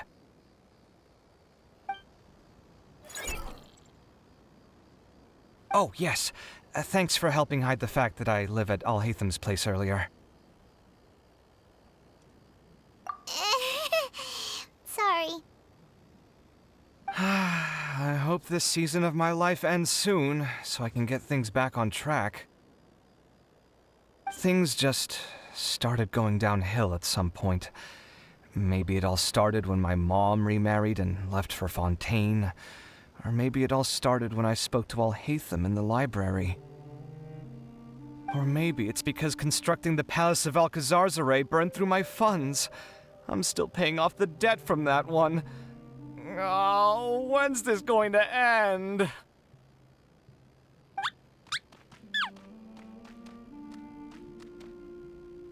Now that I think about it, I guess we're all unlucky here.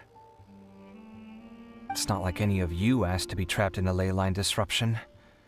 Okay, let me get you all out. Kaveh, aren't you going to look for the ley line disruptors? Yes, but I can't just leave them here, can I? Oh, forget it. The more I think about this, the more I feel a headache coming on. I'll get back to searching once I get them out of here. Time's a-wasting. I'm off.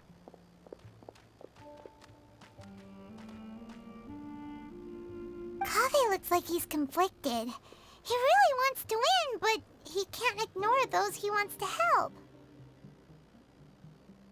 Paimon's always felt like he's the type who easily gets himself into tough spots. Paimon doesn't mean this in an insulting way, but he seems like the kind of guy who'd be really easy to take advantage of.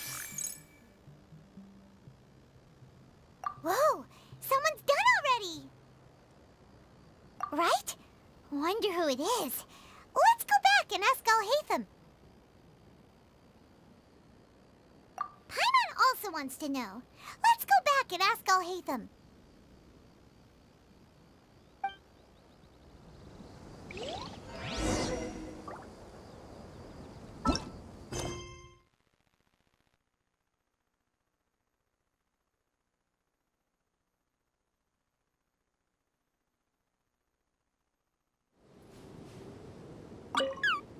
Shh, quiet.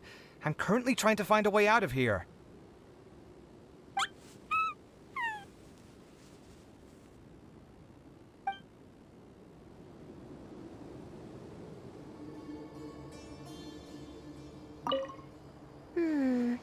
There's a few things that seem a little off about this place. Let me collect my thoughts for a second.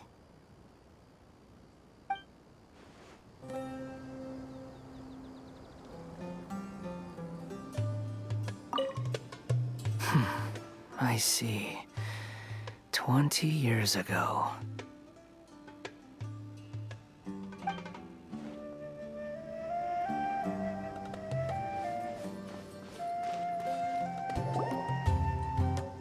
Verification complete. Congratulations on being this round's first winner, Cyno. Ooh, so Cyno was the quickest. I am from Spantamad, after all. We know a lot about ley lines, so finding a disruptor was never going to be particularly difficult for me. Since the Traveler and Paimon also happen to be here, do you have anything you want to say? Anything I want to say? My friend couldn't continue on, so failure was never an option. The bonds of yesterday will forge the road to tomorrow. With the ties of friendship that bind us, I won't lose to anyone. That's a line from King of Invocations, one of my favorite works, and it sums up my thoughts right now. It might be a good thing that Tighnari isn't here, or else he'd give Cyno a good smack right about now. Oh wow, it's already so late. Everyone's probably running low on food and water. It'll only get harder from here on out. Something similar happened in King of Invocations. What a classic. Any thoughts on that, Alhaitham? I have no thoughts regarding King of Invocations. Nilou obviously wasn't asking about that. Deserts are much more dangerous at night, so this competition should be nearing its end. At the moment, only Faruzan, Layla, and Kaveh remain. I wonder who the next person to find a disruptor will be. Wait, only 3 people are left? Tighnari forfeited, and Cyno's already done. What about Hat Guy? He also forfeited not long ago. Ugh, Paimon can't understand what he's thinking at all. But, like Alhaitham said, this round's almost over. Let's go see what the other contestants are doing.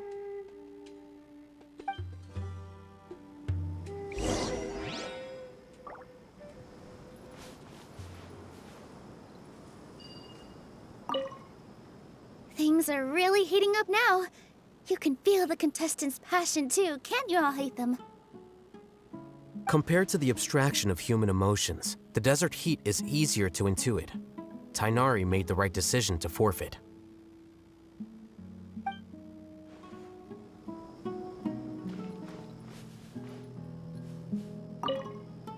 Are you all right? Much better. Aru Village's hospitality sure is something. 2 whole pitchers of water, to be precise. If your throat's too wet as a result, I can provide some dry humor. No, thanks. Much appreciated, though.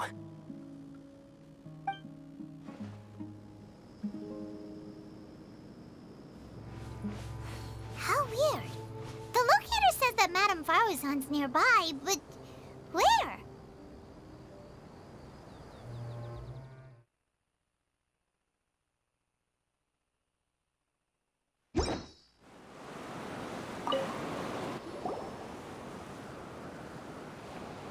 Hello again. You know, it suddenly occurred to me that you guys have had to do a lot of running around this time. Don't you find it tiring? Really? Wow. I don't know where you get your strength from. Well, in that case, let's take a short breather here.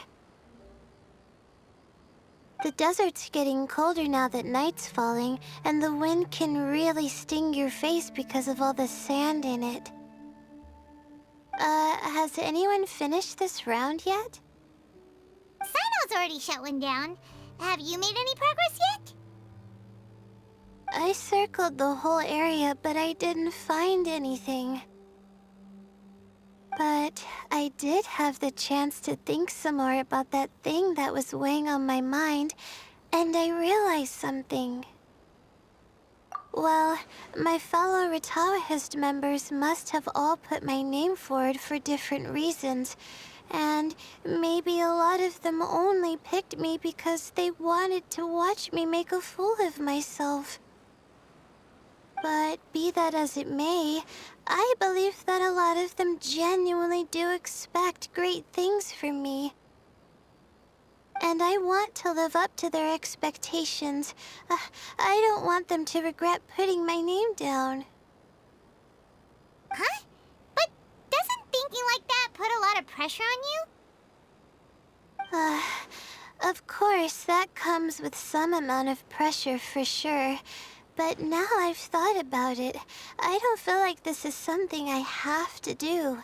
Instead, it's something I want to do. That may not sound like a huge difference to you, but it's helped me relax a lot. So don't worry about me. Well, that's great! Also, now that I've relaxed, I'm suddenly really sleepy. I think I'll just take a quick nap. Just a quick one.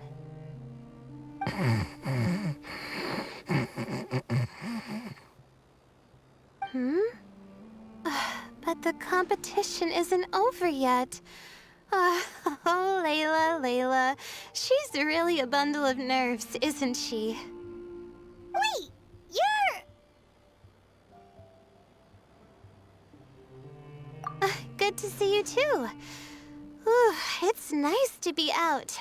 Feels like I've been cooped up inside for quite a while. Well, since I'm here, I guess I should help her finish this. What are we supposed to be doing here again? Finding a ley line disruptor, was it? Let me see. Looks like she's basically gathered all the information she needs. It won't take long to wrap this up. Come with me, you two.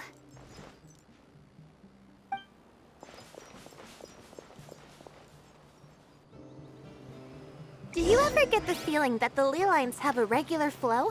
Similar to the way that celestial bodies follow fixed orbits. If we were looking down from on high, I wonder whether we'd find that the ley lines are just the reflections of the stars upon the Earth.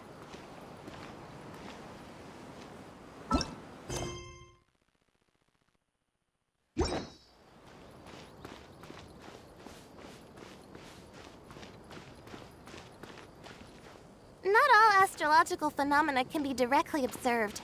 Some are deductions based on other details that we know. It's the same situation with the ley lines. The parts of them that are hidden underground can be identified via elemental energy, sound, and other phenomena.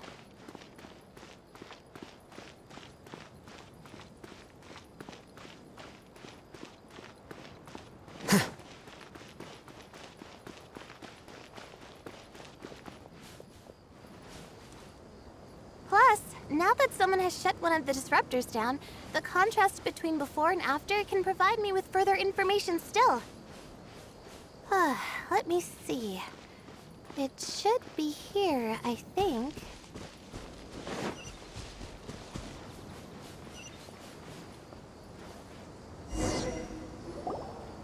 This should be it, right? I'll turn it off.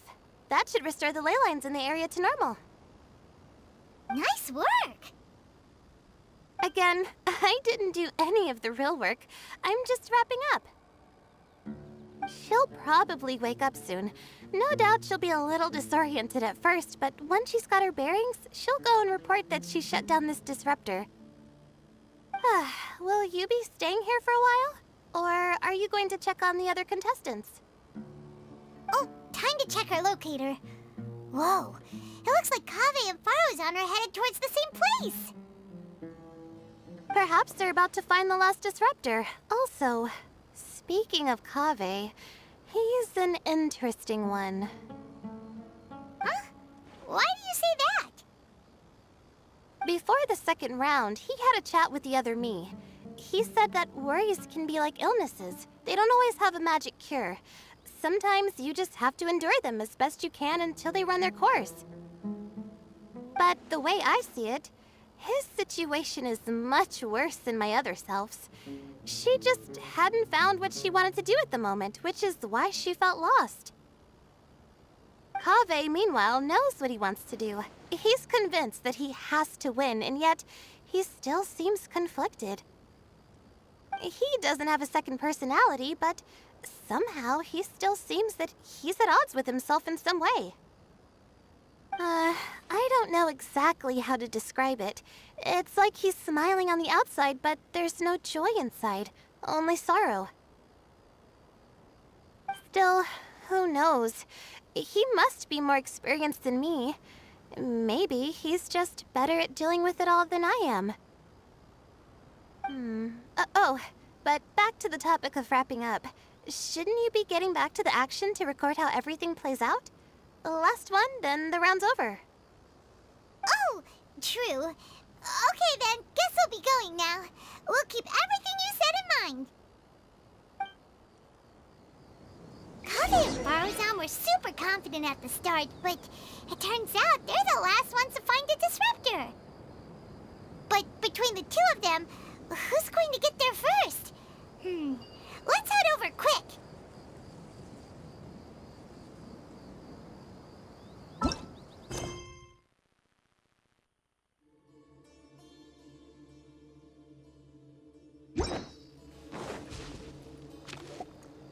It should be around here. Finally found it. Kaveh? Are you? Oh, Madame Faruzan. And here I thought you would have finished this round by now. Faruzan! Kaveh! Oh, looks like Layla's already done. I didn't expect that you and I would find a disruptor at the same time. How are the other contestants doing? Tighnari and Hat Guy forfeited, while Cyno and Layla are already done. You two are the only ones left. Huh? That's weird. Didn't you start digging really early on? Yes, I kept digging, but instead of finding a disruptor, I found a ruin. I fell down pretty deep, and it was completely dark in there. It took me quite some time to unlock the various mechanisms and return to the surface. That's actually really impressive. Finishing a week's worth of trials in such a short time. Huh. That's pretty amazing, Madame Faruzan. What about you? Why are you so late? I encountered a lot of lost desert foxes along the way, and I brought them to the outskirts of the competition zone. When I came back, I was absolutely parched. And then I blacked out. Probably from the heat, you know? When I woke up, it was already night. I used the last of my strength to come here. A most curious reason indeed. But are you sure you're all right? It sounds like you were in an incredibly dangerous situation. You said you were familiar with the desert, but the way you handled problems... It does feel rather at odds with your title as a genius. It was problematic, but that had nothing to do with me being a genius. It was my decision.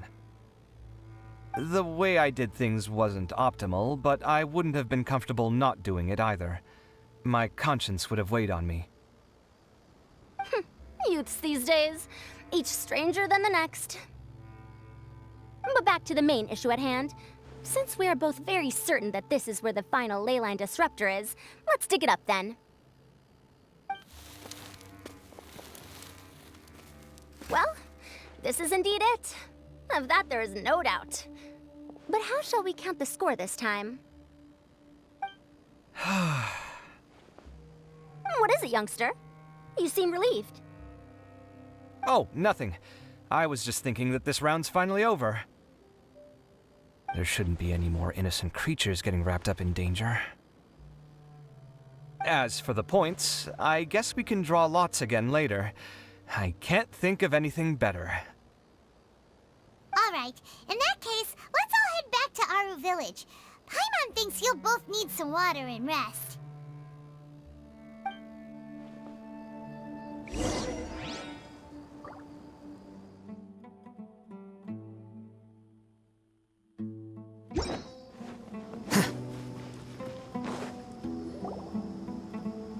Looks like the second round is over.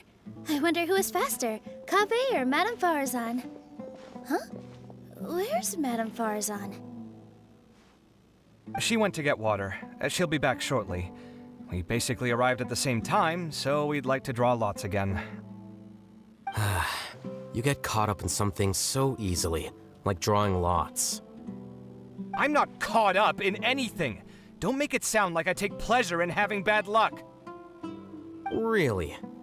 Then should I say that you have a curious affinity for drawing lots? I'll go get the box and slips of paper for the lots. Please wait a moment.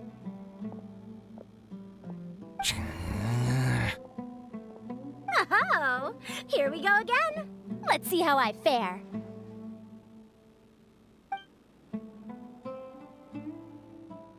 I got it! Did you see that? I won! Congratulations! Looks like Kaveh's luck's taking a turn for the better! Oh, finally! After all this time! It looks like you've been rewarded for your tribulations in the desert. This round's points are yours.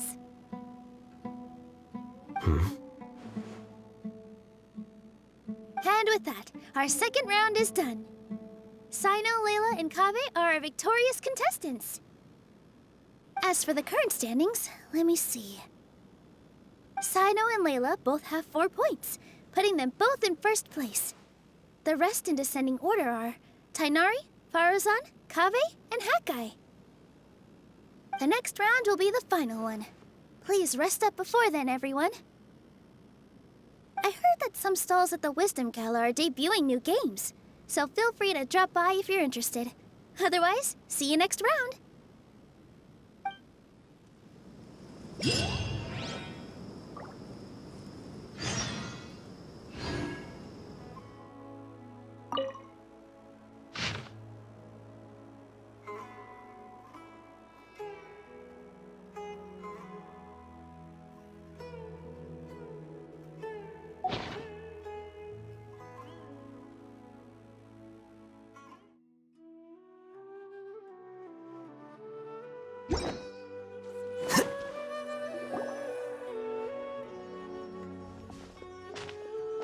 It feels like something's been on your mind this entire time. Traveler, Paimon. I finally found you. Finally? Did something happen? Don't you feel like there's something off about this year's Academia Extravaganza? When Candace and I were at the cafe earlier, we might have caught sight of some mercs on business. Thing is, they were disguised as tourists here to shop. But no disguise can mask the stench of blood. Just from their suspicious looks, I bet they do dirty work like kidnapping or assassinations. We eavesdropped on them for a while. Their target seems to be someone called Sachin. Sachin? Isn't that the person who Karina mentioned during the opening ceremony? He's apparently the sponsor behind the competition prizes and the Diadem of Knowledge, but he hasn't shown himself at all. Sounds like a rich person, all right. It makes sense now. The Eremites have been struggling to make ends meet recently, so a lot of groups have been doing private work that involves the rich. In their words, one gig sets you up for half a year. Just one job like this nets them enough mora to take it easy for a while. The extravaganza has brought many tourists to Sumeru City all at once, so it's likely that they took advantage of the bustle to sneak in. Dehya and I wanted to directly capture them, but they were on guard and made some excuse to slip away. I would have tied him up if it wouldn't have caused a scene. Who's legally supposed to take care of this kind of thing? The Matra or the Core of 30? If Cyno were here, he'd definitely get involved. Why don't we head over to the Academia and tell Amurta? Thanks a million, you two. Not at all. It was coincidence on our part as well. Yeah, don't sweat it. The Eremites' reputation is gonna get even worse if these scumbags succeed. But this is Sumeru City. Candace and I don't have as much freedom to act here, so we're leaving this in your hands. Should you require our aid, come find us at the cafe.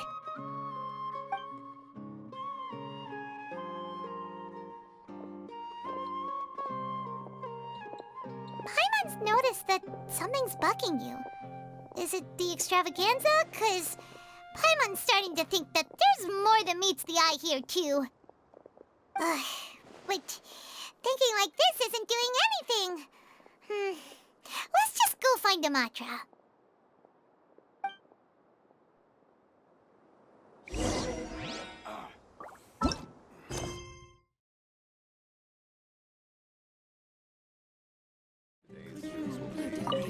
I'm surprised anyone has the guts to try to pull off something like this during the extravaganza. Just goes to show how tempting a fortune like Sachin's is. What would you do if a sum of mora like that suddenly landed in your lap? I don't know. I've never thought about it. Come on, first thing off the top of your head. How would you spend it? Buying food, finding water sources. That kind of thing, I guess?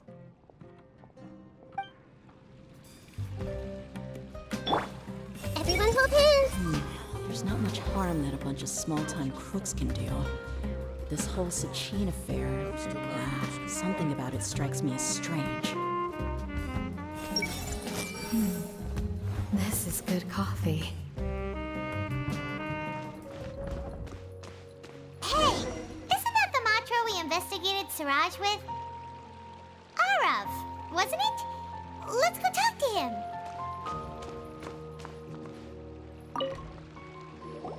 Hello, both. It's been a while. Do you have any issues to report?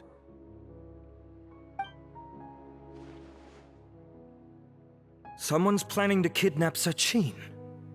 Goodness. Though I suppose it's not all that surprising.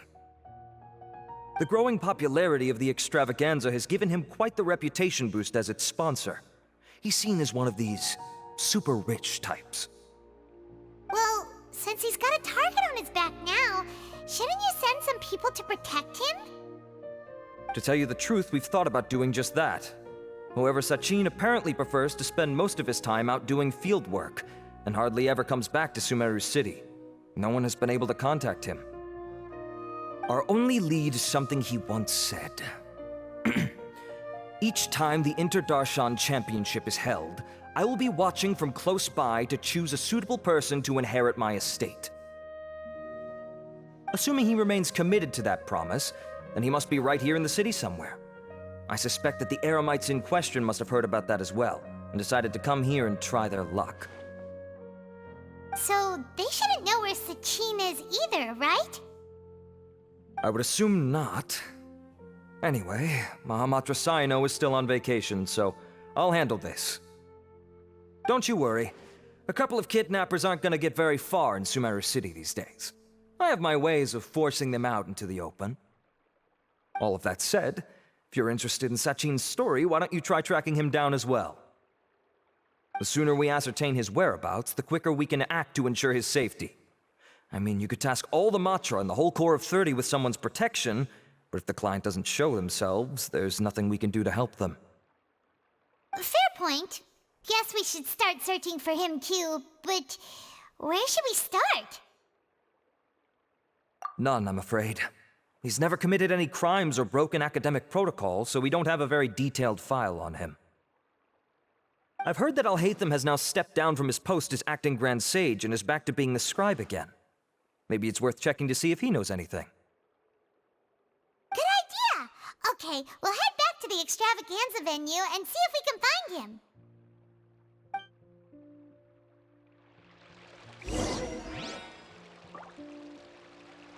Rest assured that I will bring these criminals to justice.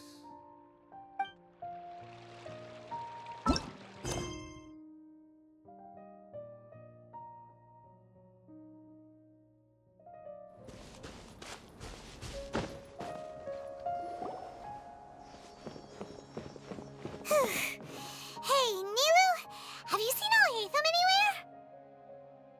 Alhaitham? Why, what is it? We're trying to track down someone and we need him to pull up some records for us.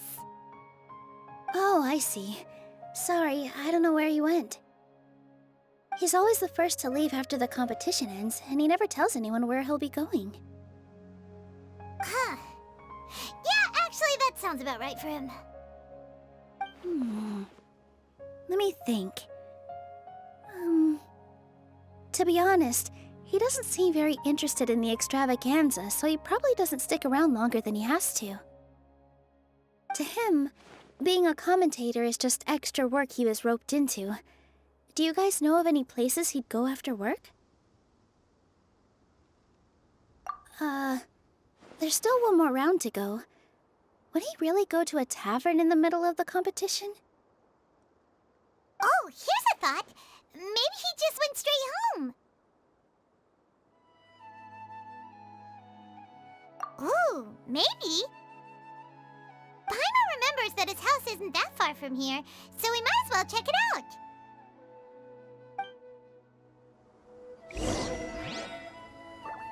I wonder where Alhaitham would go.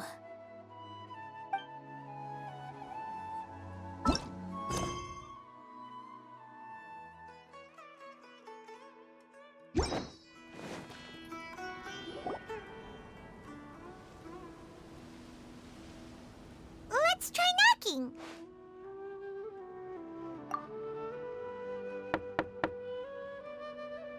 No answer? Maybe no one's home. Hello? Alhaitham? Are you in? We need your help with something.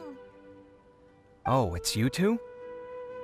Oh, Kaveh, you're home! Come on in, I'll get the door for you. We didn't hear a peep when we first knocked. We thought no one was home. Well, I can't be too careful. If someone from the Academia came here looking for Alhaitham, and I opened the door for them without thinking, before long the whole city would know that I'm living here. You're pretty conscientious about this, huh? So, what happens if someone comes inside looking for him while you're at home? It's fine, as long as I stay in my own room. Anyway, why would someone just barge in here looking for him? Most people have better things to do. Fair enough. So do you know where he is at the moment? What do you think? Who knows what he does in his free time? All that matters to me is that he's out of the house. I wouldn't call it that. He's just incapable of saying anything pleasant at all. I told him how the second round went. I won the lot draw, remember? Because of good karma, of course. My luck's on the rise.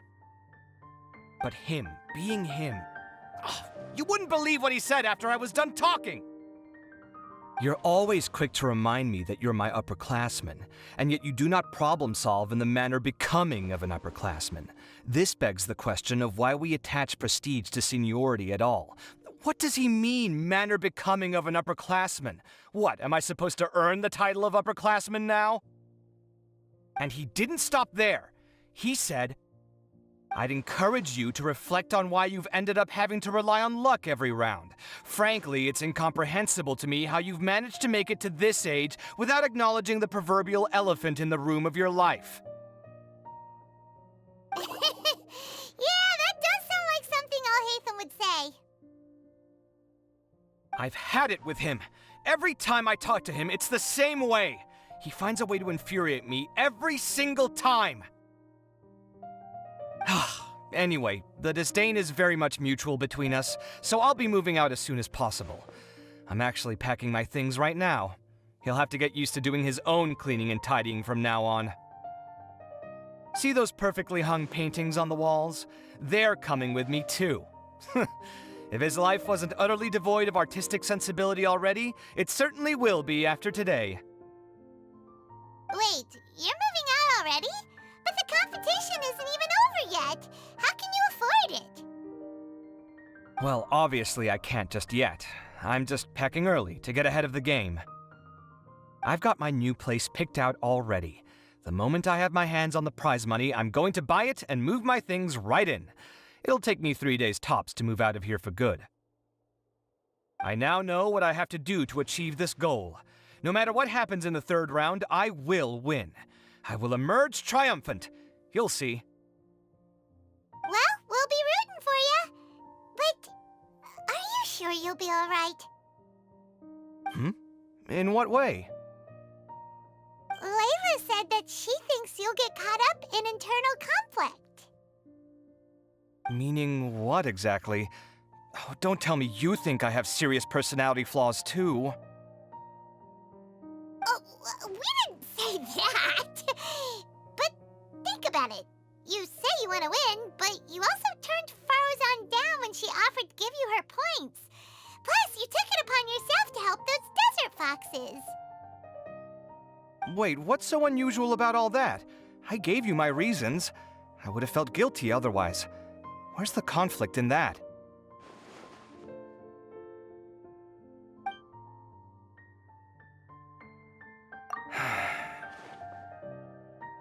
Well, when you put it like that, yes, why indeed? It's a good question. I guess it's just in my nature. Plus, if I just did nothing, then there'd be no escaping the blame if something bad came of it later down the line. But thinking like that all the time must make your life so exhausting. Not to mention that by helping out, you put yourself at risk. Fainting in the middle of the desert, for example. Was that really worth it? It's complicated. Look, let's maybe leave this conversation for another time. What was it you needed Alhaitham's help with, anyway? Sachin? Huh. He did actually mention a Sachin recently. I remember he brought a few documents home that day. He was thinking out loud as he looked through them, making some notes and doodling as he went.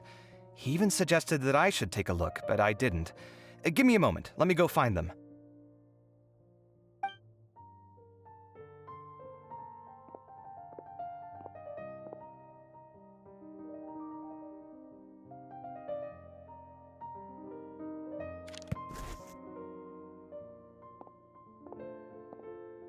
Ah, this is the one. Here, take it. You sure he'd be okay with this? With taking liberties? He's certainly okay with helping himself to my beer whenever he pleases. And anyway, he did ask me if I wanted to read his notes.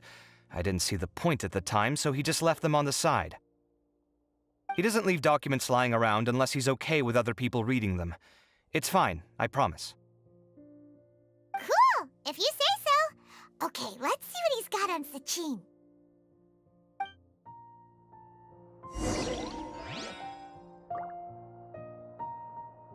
I fetched the documents for you.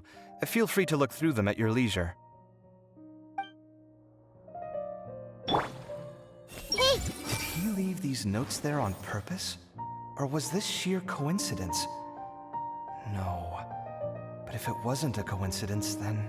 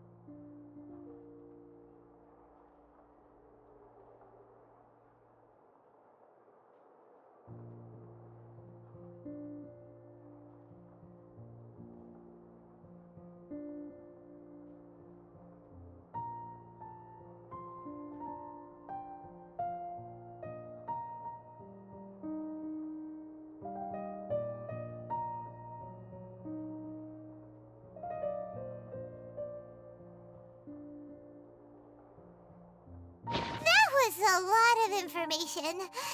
Paimon's getting a headache. So, to sum up, Sachin put the Academia in charge of managing his estate and went off to do research, right? He even said that if he really liked one of the contestants, he wouldn't just give them a reward, but his entire estate as well. Oh, that must be worth heaps and heaps of Mora. What? Are you serious? All of Sachin's wealth, that's more than I could spend in a lifetime, surely. Heck, if I got chosen, I'd be able to pay off all my debts, then buy a new place, and still have cash to burn. I could build another Palace of Alcazar's Array, except this time, I'd make it 10 times bigger. Oh, then there's that new project in Port Ormos, of course. The bridge renovation. To do it properly would take upwards of... Hey, snap out of it! You're getting way ahead of yourself there, mister! You're right. First I need to focus on winning and moving out of this place. Huh? Wait a moment. There's a loose slip of paper tucked in between these pages. Did Alhaitham write this? It looks like he was jotting ideas down as he was thinking things over. Let's see. 2 phrases have been circled. Sachin, dead or alive, unknown, and diadem of knowledge. Some of this stuff is just plain incomprehensible. Is this written in some other language? Let me see. Huh. I recognize this script. Give me a second. Lofty ideals may provide no defense at all against nihilism, but perhaps little decisions can. That's a rough translation anyway. I can't guarantee it's 100% accurate. There's another smaller line of text underneath. Why would he bring that up? Wow! It's so cool that you can actually read this script! We worked together on a project once when we were students. The title was Decoding the Runes and Architectural Philosophy of the Ruins of King Deshret's Civilization. I had to familiarize myself a little with this script at the time. Oh, interesting. So, any idea what Alhaitham meant by all this? Who knows? The way his mind works is one of the great mysteries of the world. Fair enough. Well, guess we've learned all we can here. Yeah, he better catch those crooks. But until then, let's just head out for a stroll.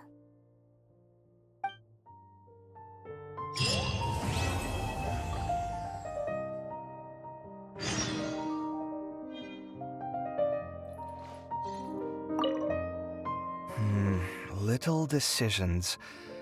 What could have been going through his mind when he wrote that?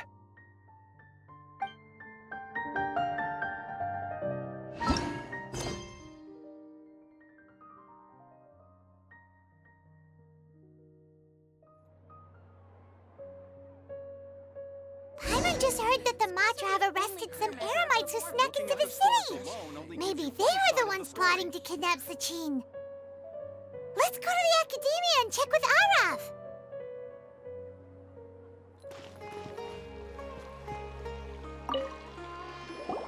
Ah, you're here. Sorry, I was just about to send someone to inform you. I only just finished interrogating the suspects. What did you find out? Well, lots of unexpected details, let's put it that way. The mercs themselves were surprisingly easy to catch. We just had someone dress up as Sachin and they took the bait. But then it starts to get messy. During the interrogation, we learned that they were hired by Sachin's own child. What? Why would someone want to kidnap their own father? What's up with that? It's anybody's guess at this point. In any event, apparently the guys we caught are just the tip of the iceberg. Most of them are still snooping around outside the city. We're diverting manpower as we speak to try and round them all up. Would you like to come along? Sure! Let's go get to the bottom of all this!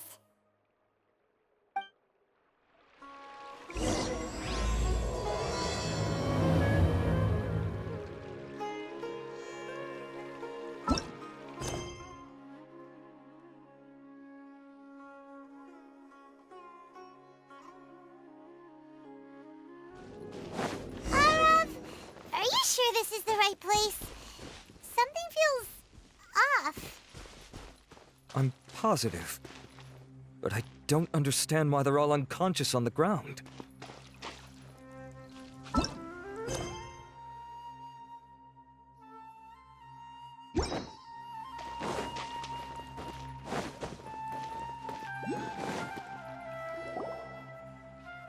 Boss, we got more company.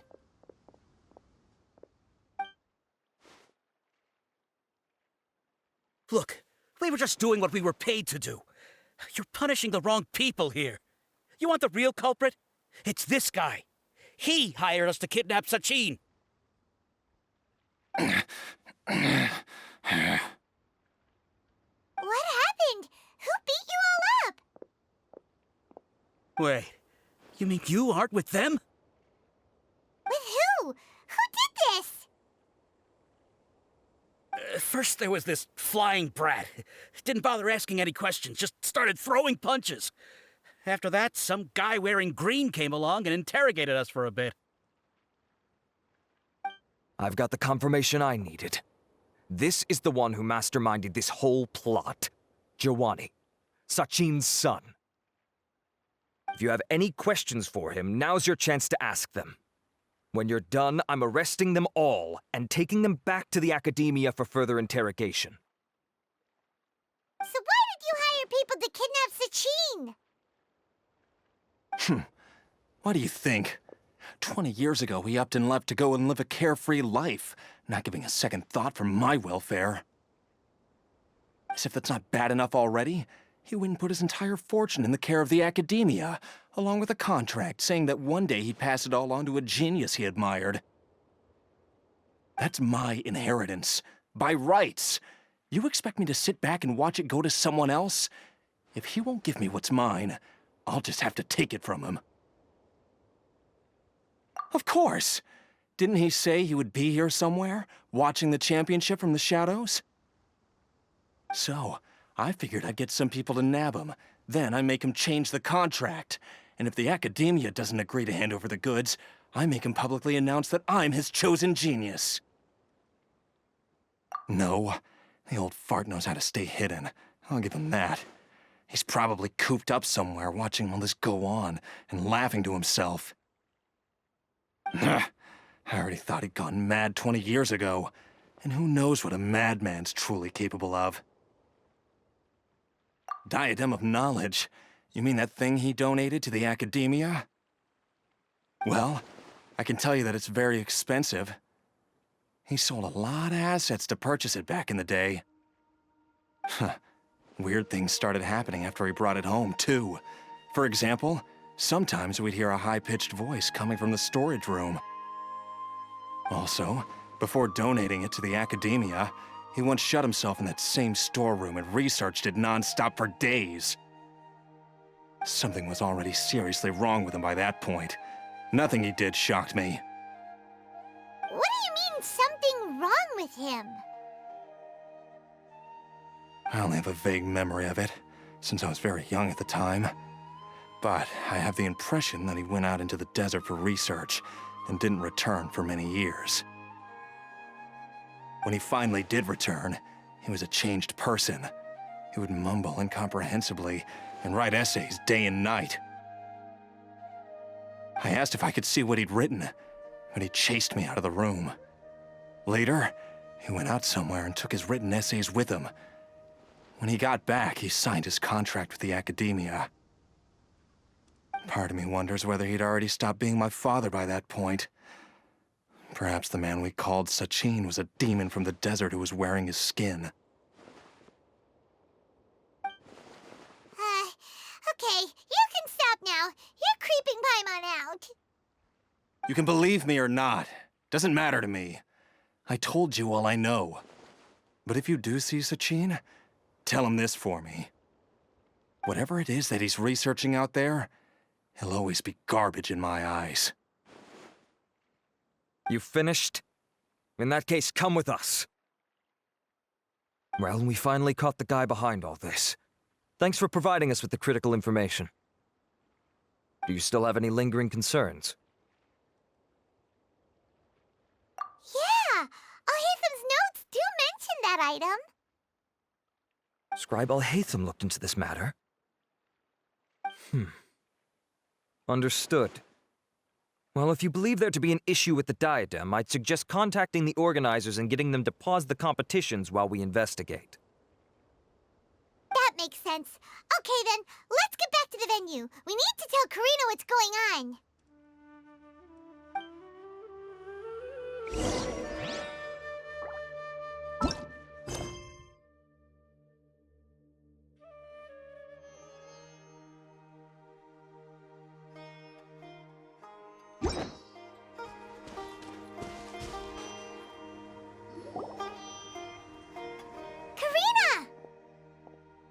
You're finally back. Where have you been? I looked everywhere for you. The third round's already started. We were out capturing some bad guys who wanted to kidnap Sachin. But that's not important right now. We think there might be something wrong with the Diadem of Knowledge, and we'd like to investigate it. The diadem? That seems unlikely. The Diadem of Knowledge has been used in every extravaganza over the last 2 decades, always without incident. Why has this come up now? This is pretty serious. Let me think. Okay, here's the situation. The diadem is currently in Mount-Ima Forest. We moved it there before the third round began. In the third round, contestants have to go into Mount-Ima Forest, find the diadem, bring it back, and place it on the stand. The first person to do this gets 4 points. Considering how close the scores are between our contestants, whoever wins this round is very likely to be the winner of the whole competition. As such, I suspect competition to be very fierce. You might not make it in time. I'll mark the diadem's location for you. Please head there immediately. Let's hope nothing happens. All right, let's go! That's weird. The locator stopped working. Is the forest interfering with it? Ugh. Let's just go grab the diadem. Why this year?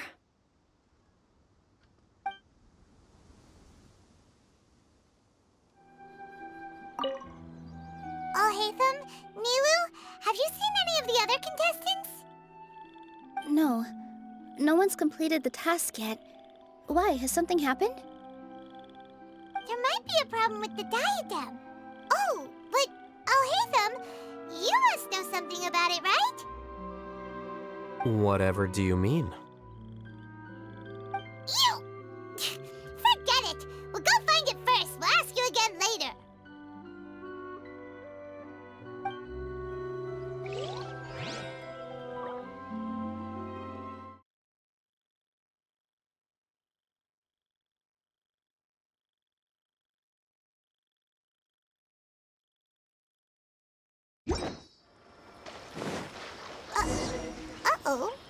This place looks empty.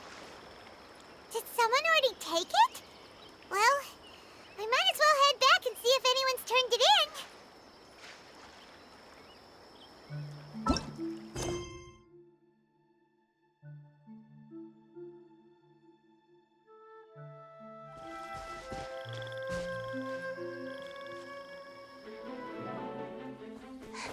Oh, looks like Layla has seized the diadem. But getting to the goal won't be easy.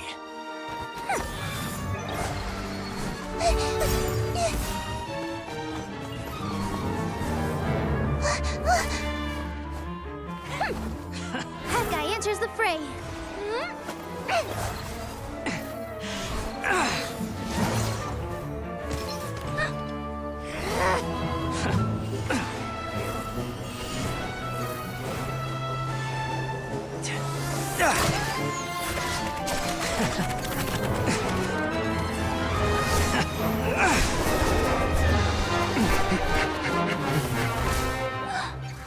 Faruzan's device has gone haywire.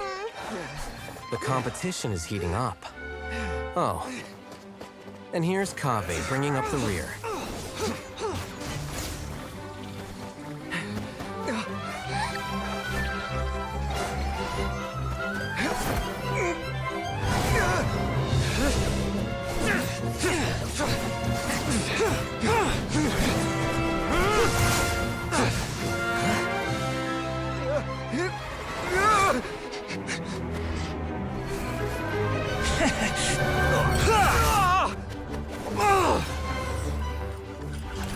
It's Kaveh's toolbox! Throwing the diadem to its owner!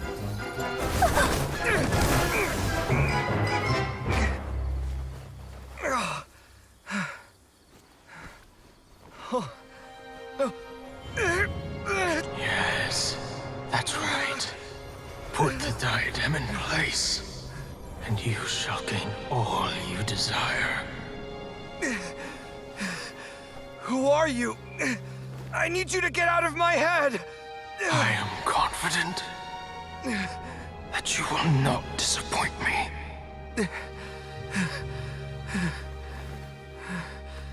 What just happened to me?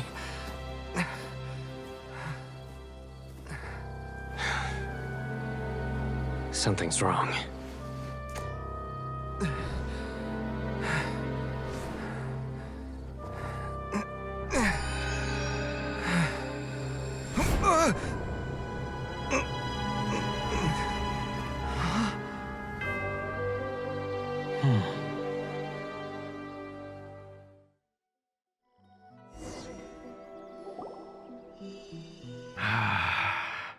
At long last, someone to inherit my estate, and with it, my research.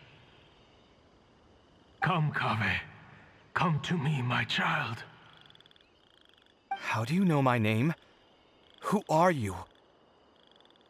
I am Sachin. Well, to be precise, I am but a fragment of Sachin's mind. Fate is a curious thing. Seeing you reminds me of another I once met. But you are made of sterner stuff than he, more cognizant of the trials and tribulations of this world. It is you who are worthy to inherit all that I once owned. We meet for the first time, children. But what I mean to say now is of utmost importance. So please, pay attention and bear witness. You have all performed outstandingly in this Interdarshan Championship. The Academia has many rare talents among its ranks, and you are the creme of the creme. But if I were to choose a successor, I would choose you, Kaveh. Not only because you were victorious, but also due to our similarities in character. Me? Similar to you? Why, yes. Both of us have the misfortune to be idealists, and that is the source of our misery. 28 years ago, I came to the desert and lived there for 8 full years. What do you think I saw there? Alas, endless strife and slaughter.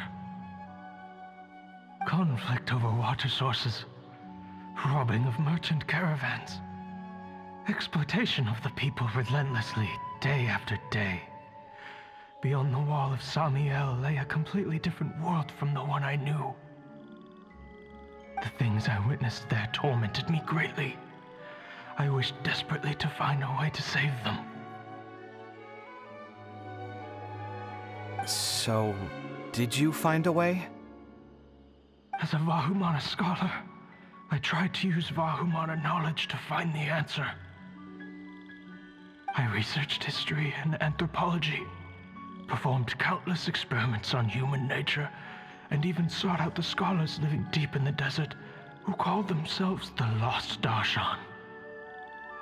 But in the end, I found that the answer I sought simply did not exist. It was not possible to simply assign blame for these transgressions to any one party, for the sins are carved into humanity's very nature. Our nature begets conflict, and conflict begets destruction. This is the inexorable truth. The aim of my research was to draw lessons from history, but what I discovered was that history offers no such guidance. Things can only ever go from bad to worse. After this realization, I could no longer see the meaning in anything that I had ever learned. Consumed by an overwhelming sense of emptiness, I could no longer bear to face life. And so, I decided to bring my life to an end. But before I went through with it, a strange twist of fate led me to come into the possession of this diadem, which has the ability to preserve part of one's consciousness. Into it, I placed my experiences before requesting that the Academia manage my estate. As I thought, the contract you signed with the Academia was in essence your will. But if you'd given up hope on this world, why did you feel the need to do this? I mentioned that I had performed a great many experiments concerning human nature. You may regard this as the very last experiment of them all. The Academia has no shortage of genius talents, nurturing the brightest minds of every generation. And so, with a handsome reward to draw out the worthiest of individuals, my hope was that one day, I would find one who could untangle the mystery of human nature once and for all, and help to move the world onto a better path. I see. So you desired a successor who was not only a genius, but who also understood the suffering of ordinary people. Such a person would have a clearer understanding of humanity, society, and the world. Huh? But did you ever consider that wealth numbs the human heart to the pain in the world? Even an idealist may be incapable of following through on your wishes after inheriting your wealth. You are highly intelligent, yet you are not the sort of person who would understand my line of thinking. To me, this is also part of the experiment, part of my investigation into human nature. Whether my successor suffers as a consequence of my research, or succumbs to an indulgence in pleasure-seeking, my research will have progressed. I grieve the fundamental sickness of the world. I regret the unbearable weight of its history, and I lament the research that I failed to complete. And this, Kaveh, my dear child, is why you will be of great utility to me. You're absolutely certain that you want to give me everything you owned? For me to do with as I please? I have faith in what I see in you. Now wear the diadem, Kaveh, and complete the journey that I could not.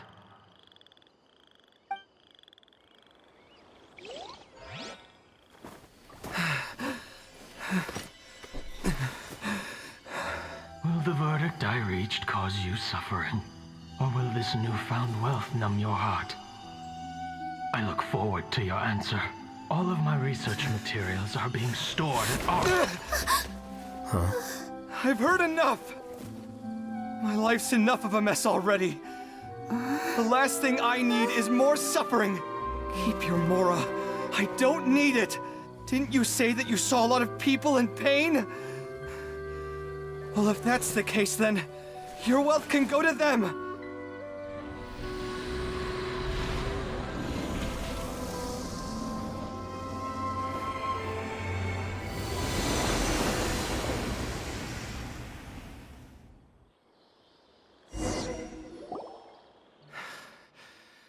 I guess that'll be the end of that. Kaveh. Are you all right? Any physical discomfort?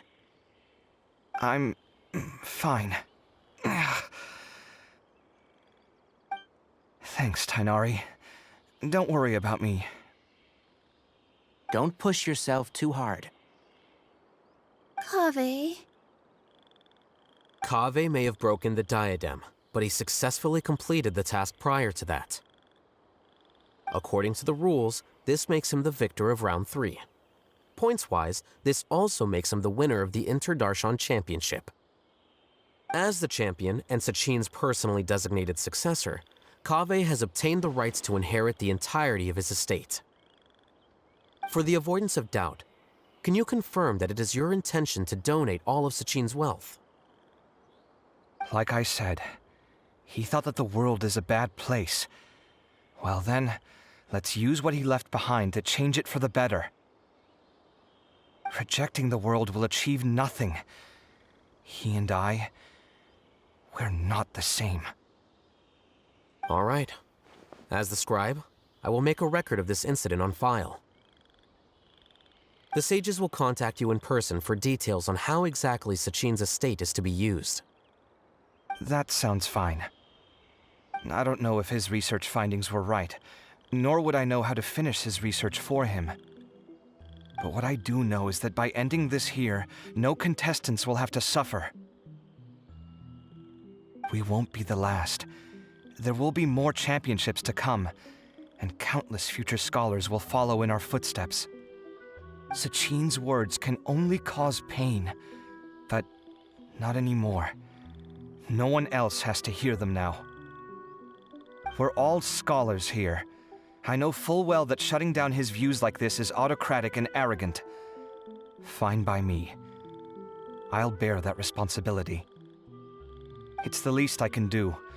And, well, it's the only thing I can do. Well said. What you've expressed is a sense of justice and idealism that many aspire to, but few dare follow through with. I say this despite the fact that, in my view, it's quite ridiculous. You have long been aware of what your flaws are, but your pride alone prevents you from admitting it. Nevertheless, your perspective is well suited to appearing in a victory speech. Contestant Kaveh, on behalf of the organizing committee, it is my honor to congratulate you on your victory. What? Please. I don't need your insincere praise. Anyway, this isn't the time or place for debates. Keep your commentary focused on the competition, not my views. Congratulations, Kaveh. Also, you'll need to prepare for the award ceremony. Looks like the ceremony will be held at the main venue. Let's head over and check it out!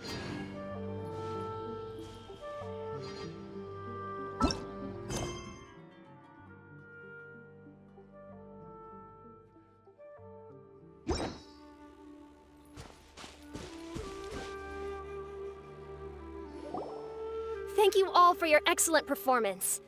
And that brings this year's Interdarshan Championship to a close.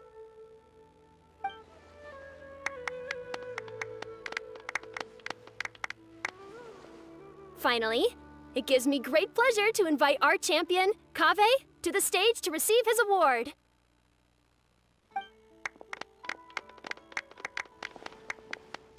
Typically at this point, we would crown our champion with the diadem as well as presenting them with their award. However, we have just received word that Kaveh has inherited Sachin's estate, and made the decision to donate it all to charitable causes. Sachin's estate is getting donated? So much Mora. And he gave it all up? Kaveh's generosity will give many struggling families the chance to change their lives for the better. Of course, without the diadem and prize money to present, this makes the award ceremony a little more concise than expected. Would you like to say a few words, Kaveh? I'm sure many of our audience, like myself, are curious to learn why you decided to give all this wealth away. I'm not entirely sure what I should say under these circumstances. I'm glad to have won, even though I'd say luck played a big part in that. As for why I want to give the Mora away, I don't support Sachin's views, and I don't want to take his Mora. With a lot of things in life, people need to experience them for themselves. It shouldn't be up to one person to make a judgment on. Not him, and not me either. Anyway, this isn't really the time and place for such weighty and complicated topics. So, I guess that's all. I'll leave it there. Thanks very much. Oh, Kaveh, just one moment. While this is a short and sweet award ceremony, we do still have a prize to present you with. Please take this limited edition Genius Invocation TCG card. Additionally, your champion status will be logged in your record. This means that the Sages will give priority consideration to any future project proposals you submit. All right, I'll take the card. But as for project proposals, forget it. In that case, I declare the award ceremony over. Let's give our champion Kaveh one last big round of applause.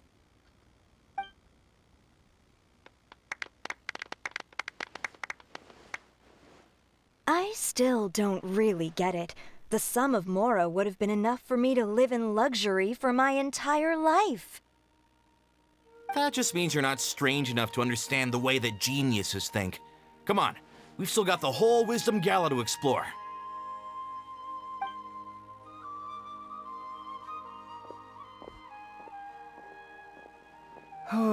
Glad that's over. I think I'm quite good at giving speeches, but this one was just so tiring. Do you mean that you're still exhausted from the competition? Honestly, you don't look happy at all, but whatever else happened, you're the champion, you know? Don't you think you should be proud of that? I suppose. Oh, wait. Cyno said he wanted the card, didn't he? And now I have it, right here. So you're gonna give it to him? But if it's a rare one, you should be able to make a tidy sum of more off it. Why would I do that? It's of no use to me whatsoever. I may as well just give it to him. Could you pass it on to him for me when you next see him? Whoa, whoa! This is a super big deal! You should do it yourself! Come on, let's go find Cyno.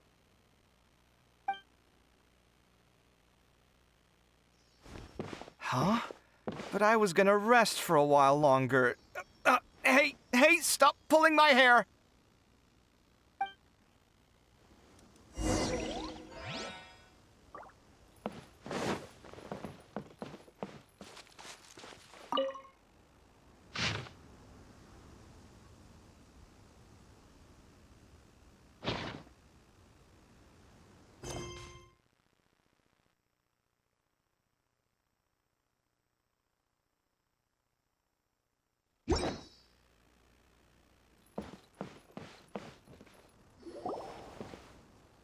What you looking at, Cyno? I'm still thinking about the Sachin issue. What brings you here? Well, they gave me this limited edition Genius Invocation card, and I figured you'd have more use for it than I. But it's a limited edition. Are you sure you want to give it to me? What else would I do with it? I have no use for it.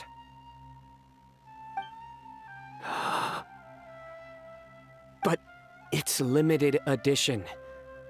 Kaveh, are you in trouble? You don't have to do all this. Just tell me what's wrong and I will help.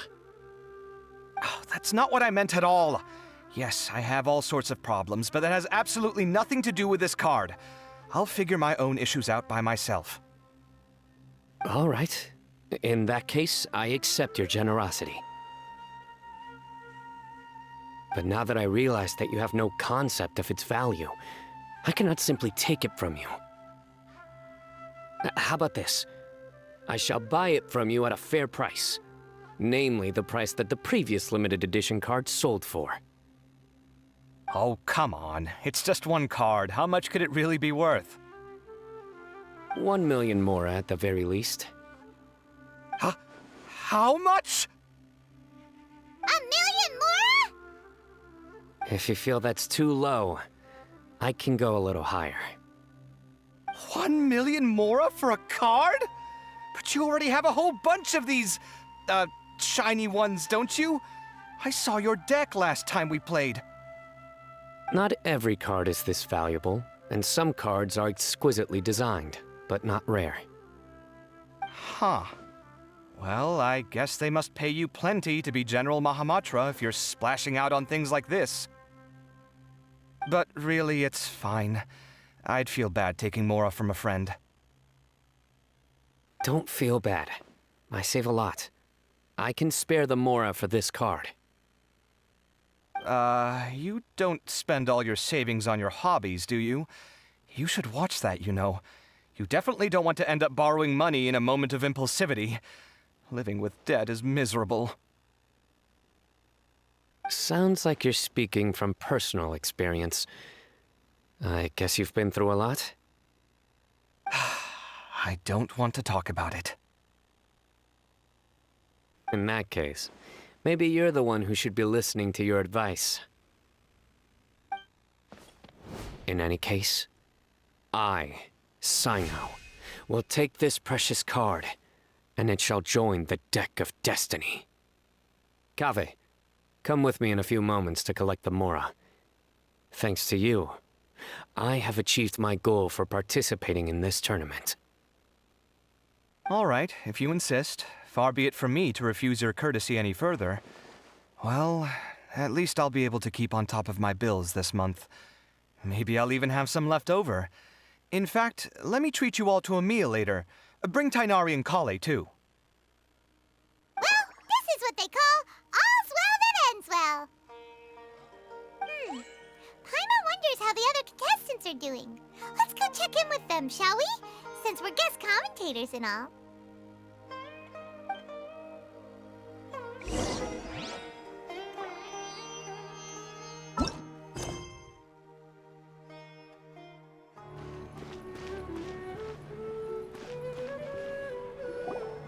I'm telling you, you can't go wrong taking advice from me on what to wear. Back in the day, my fashion style was considered cutting edge by everyone in the academia. Really? Well, then, sure, Madam Faruzan. Maybe you could pick out a few fashionable outfits for us. Faruzan! Nilou!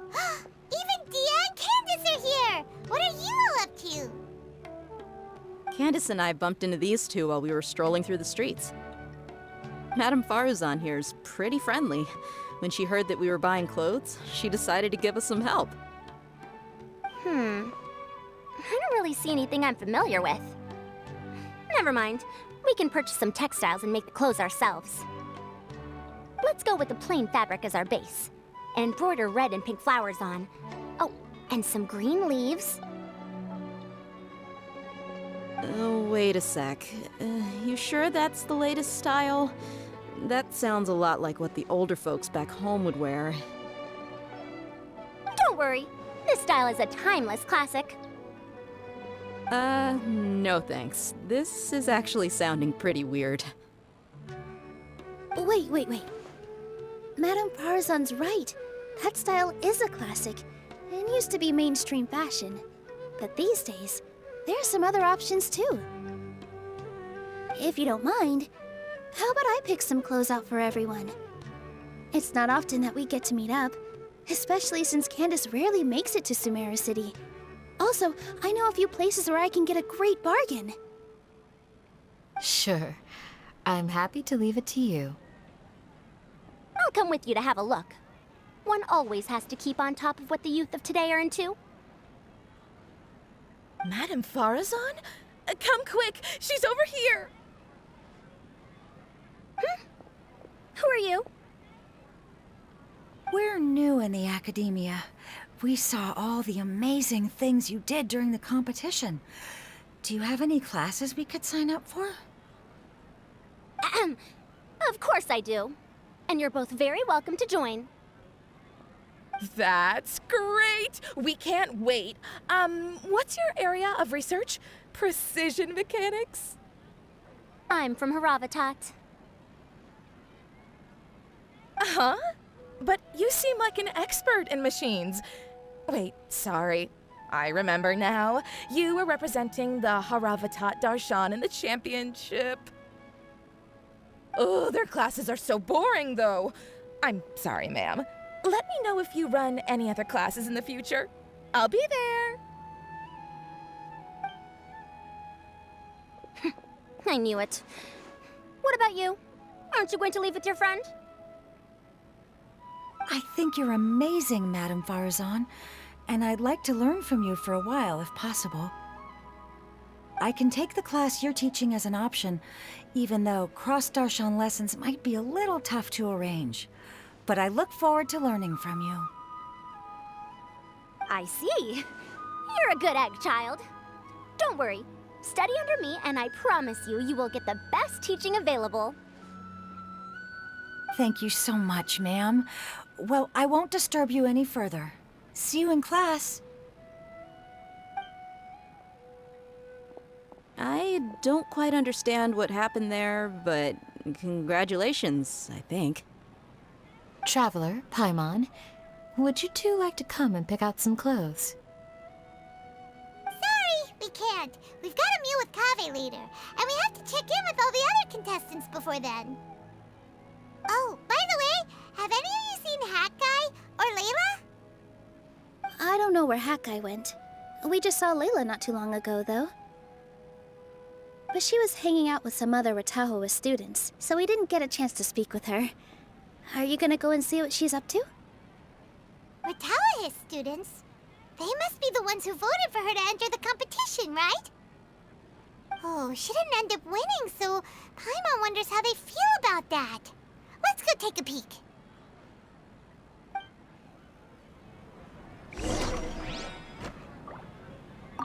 If you don't come to Sumeru City often, classic floral designs aren't a bad choice.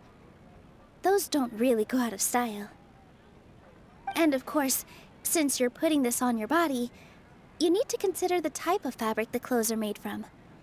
Some materials might look stunning, but they can be terribly uncomfortable to wear. Agreed. After all, is fashion not the constant phasing in and out of classics? In that sense, you could always consider the style I suggested too.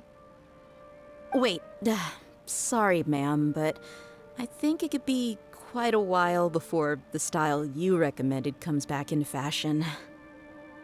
I actually think the style recommended by Madame Faruzan is quite beautiful.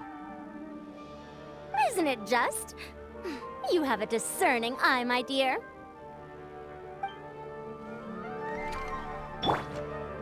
I see everything. The classics are the best. Period. Everyone hold hands! Dehya and Candace are both pretty tall. That means they have a lot of options when it comes to clothes. I think I might need some more practice if I wanted to embroider my own complex designs. Although, I'm no beginner with a needle and thread. More like upper end of intermediate? These clothes all seem a bit too flimsy. Is there anything sturdier?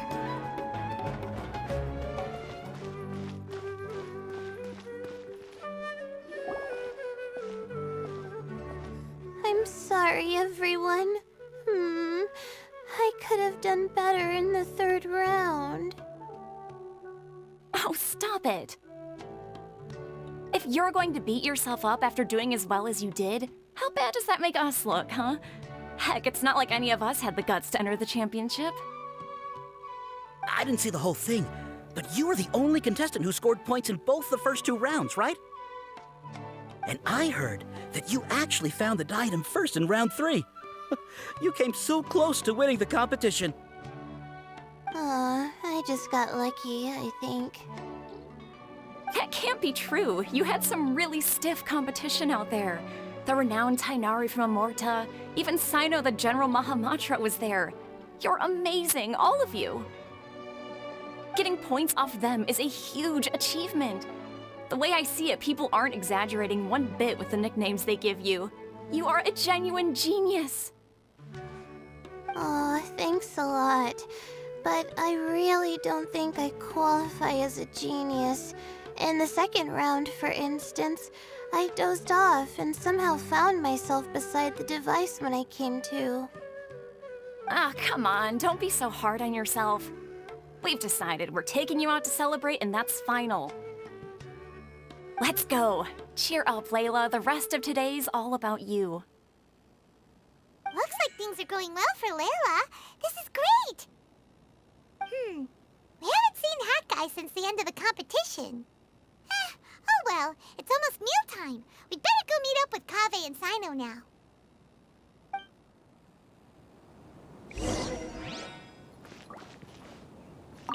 I can't believe it. But in the end, no one was disappointed in me. What a relief. Finally, I can get some good sleep.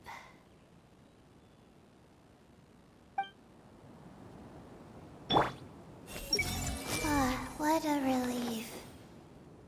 From now on,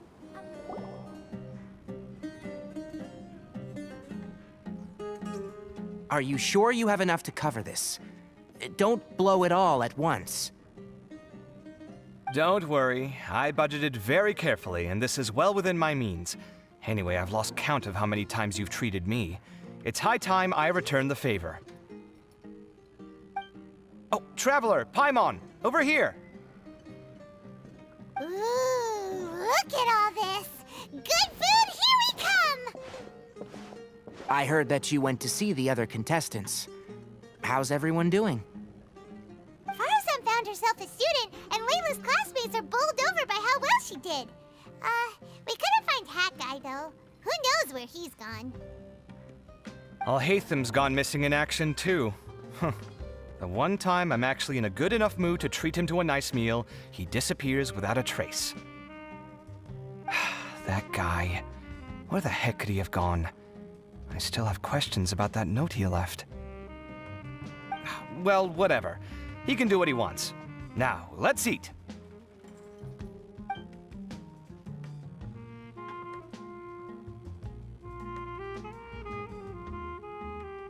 You shocked me a little when you hurled the diadem to the ground.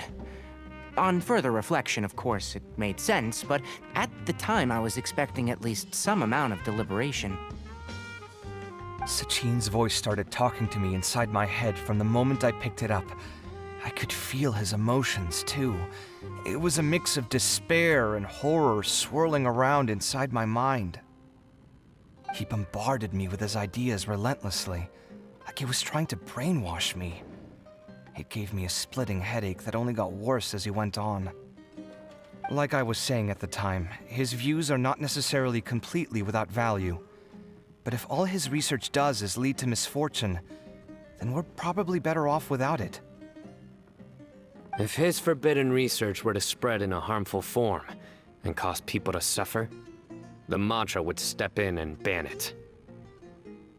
I think you did the right thing. I suppose another way to approach it would have been to claim that you agreed to inherit his research, but give up the research as soon as you've inherited the wealth. But that wouldn't have been your style. I won't comment on his theories or experiments, but I don't believe that he was careless in his choice of candidate. He chose you. That means he knew what he was doing. Perhaps. I just think that if you accept someone else's things, you should honor their wishes. That's a good thing. It means that you have integrity. Thank you, oh my god, thank you. See, you get me, Kaveh. It's a good thing Alhaitham isn't here right now. He'd be quick to explain why you're wrong. Seems like you always include him in the conversation, even when he isn't here. Yep, no dinner with Kaveh is complete without a few words about Alhaitham. I sense that Alhaitham has in fact been here with us all along. He's here? Where? Why didn't you tell me? He lives rent-free in each of our hearts.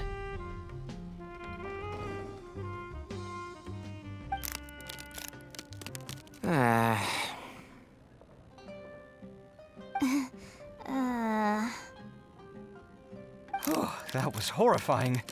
It literally sent chills down my spine. Good thing you didn't say that before we started eating. That would have killed the mood in a heartbeat. All right, enough about Alhaitham. Tighnari, did you achieve what you wanted out of the championship? I did, in the first round, in fact. Word of mouth proved very effective. I spoke to a handful of people, they told their friends, and so on. Now, a record number of people have signed up to attend the next lecture. Oh, are you free next month? You should come along, maybe even say a few words. About what? I don't know the first thing about anything Amurta related. Just play to your strengths. For instance, you could talk about the distinguishing features of rainforest architecture, or ask everyone not to chop down too many trees the next time they're building a house. Oh, well, that's no problem. Sure, I'll make time. Has everyone had enough to eat? I can order more if anyone's still hungry. I'm full. Thanks. Paimon's super full, too. If only we could eat like this every day. Yeah, we should do this more often. Work will always be there, but seeing friends is important too. This is a good restaurant. Let's definitely come here again. Sounds good. We should pick a few other places as backup options, though. There are other good places around here, too? Oh, and don't forget to invite us if you go. There's nothing we love more than good food. Kaveh, do you have plans after this? I was thinking of maybe going to the academia for some alone time. Nothing set in stone, though. Why do you ask? Since everyone is free, why don't we play a few matches of Genius Invocation TCG? Eager to show off your new limited edition card, are you? Not to show off. This is my way of thanking you for your help. Only my best friend will have the honor of seeing this card's debut play. All right, sure. I didn't bring my deck with me, though, so I'll need to borrow one. Actually, Master, I made a new one a few days back. Don't tell me you've been spending all your study hours playing cards. Come on, no need to be so stern. They do say that your innate interests are your best teacher, don't they?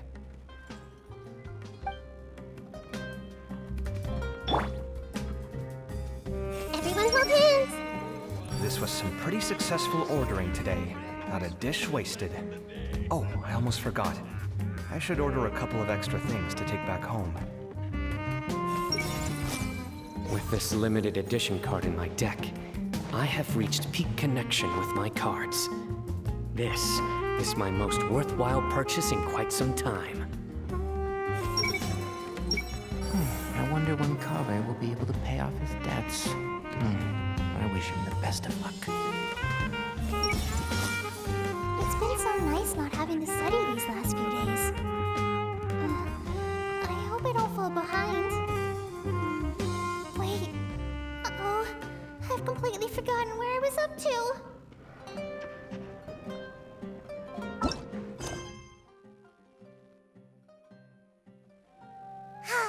Well, it looks like this Interdarshan Championship's a wrap. All that stuff with Sachin and the diadem got sorted too. Have you still got anything else on your mind? Oh, right. Yeah, Sachin said that he placed his research materials at somewhere beginning with but Kaveh smashed the diadem of knowledge before he could finish. It might be dangerous if someone finds his old research stash, right? Where do you think it could be? Holy smokes, you're right! He said he spent all that time researching in the desert, didn't he? So it's very possible that that's where he'd leave all his suits. Alright then, let's head off to Aru Village and try our luck!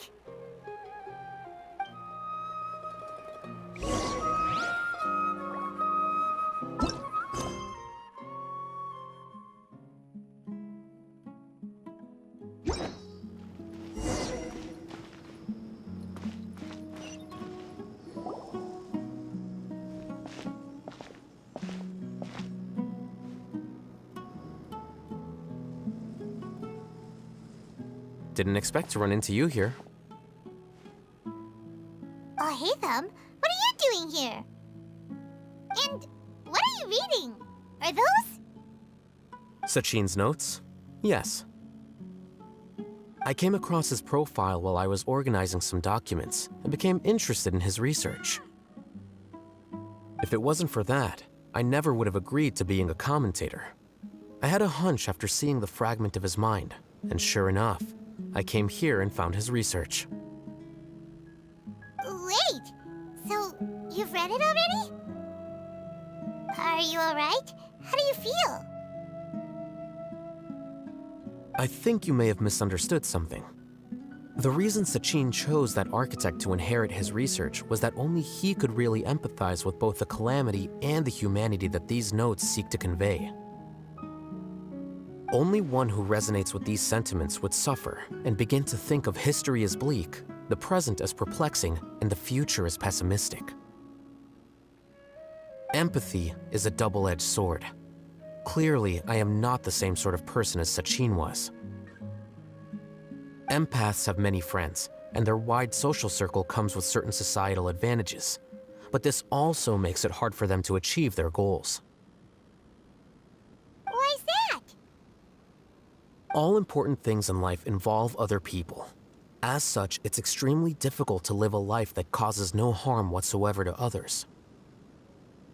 If you really want to achieve your goals, you have to be prepared to make enemies along the way. Not everyone can deal with that reality.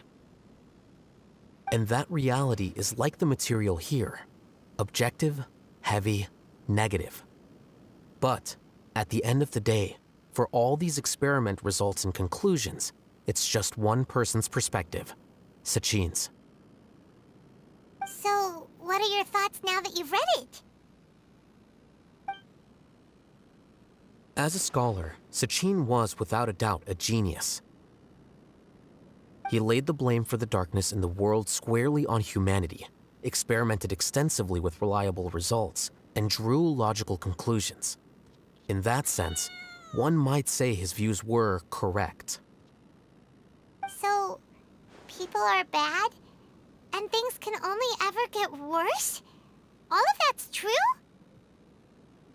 That is not a question for me to answer. Someone else will arrive shortly. You can ask them instead. All I will say is that the world is not built on correctness alone. Sometimes, being correct means nothing at all. Lofty ideals may provide no defense at all against nihilism, but perhaps little decisions can. By their own choice, the idealist seeks to bring happiness to all while denying themselves the same. Thus, they shall never reach even the borders of truth until they wipe away the ignorance that blinds them. I've never been able to agree with certain philosophies. Even Sachin himself struggled to comprehend the notion of sacrificing oneself for the greater good. But sadly, all viewpoints will find their supporters, and the way we see the world largely decides our fates. All right then, I got what I came for. These research materials are yours to look after. I'll be off. Wait, so you came here just to read this stuff? You missed out on a big get-together, you know. Get-together? Ah, yes, that makes sense. This is a good opportunity for that sort of thing. Guess what? Kaveh treated Then I'm sure he packed up the leftovers for me. See ya.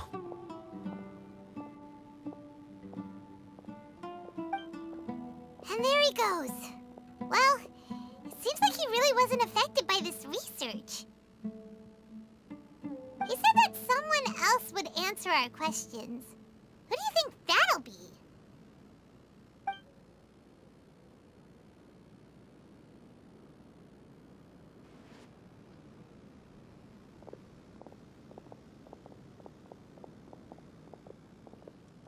Traveler, Paimon, you're already here. Nahida! Oh, and that guy. Wait, so you asked him to take part in the championship? Yes, it was me. Are you surprised? Did you know that there was something wrong with the diadem from the start? And if so, why didn't you switch it out for another one? Because Sachin's research is not mistaken.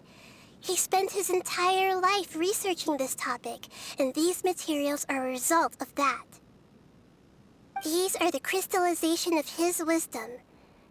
Yes, I was worried that the material might cause some disruption, but I didn't want to wipe away all his hard work searching for the truth. So instead, I had Hat Guy here help me keep an eye on things. Seriously? I think you can stop calling me that now. Why? Don't you like it? Well, anyway, if Sachin's chosen successor hadn't been able to handle his research, or if it had brought pain to more people, he would have intervened at a suitable moment. And after all that, the person Sachin chose turned his nose up at his life's work. Pretty hilarious. I was also hoping that this could be an opportunity for you to learn how to interact with people normally. But it looks like that didn't work out. That wasn't necessary. I'm still paying you back for your help. And the last thing I need is more reasons to be indebted to you. Nahida, what did you mean by Sachin's research is not mistaken? Does that mean that you approve of his research? Put it this way instead. Truth to me is like a shroom boar. Some people only see the mushroom on the shroom boar's back, and they conclude that the shroom boar is a mushroom. Others see only the shroom boar's body, and they declare that the shroom boar is a boar. Still others look deeper inside, and determine that the shroom boar is meat. These conclusions are all correct in their own way, but none of them objectively describe the shroom boar. Paimon kinda gets it, but also not really. The world is the same way. No one, not even I included, can understand it in its entirety. All of us are somewhere on the path toward truth. Within the confines of our limited knowledge, some may blindly believe in the beauty of this world, and others may focus only on its evils. In truth, the most important thing isn't what state the world is in now, but what people hope it will become. But of course, I don't mean that as a criticism or a call to action. Ultimately, my duty as the God of Wisdom is to guide every form of wisdom to a place where it can find its purpose. That was a long speech. So what are you actually going to do with these research materials? Because Kaveh, as the successor of this research, does not wish to see these ideas disseminated, I will seal it up. But even though Sachin's research could be considered negative wisdom, it is still a building block of the truth. If someone wishes to follow in his footsteps in the future, I will not stop them. I also look forward to the day that a member of the Vahumana Darshan can not only comprehend his theories, but also find a way out from the despair as well. Vahumana doesn't have that kind of talent. Wait, you're not intending to keep me in Vahumana long term, are you? I don't remember signing up to become a scholar. Don't you think I'm useful enough to you as a prisoner?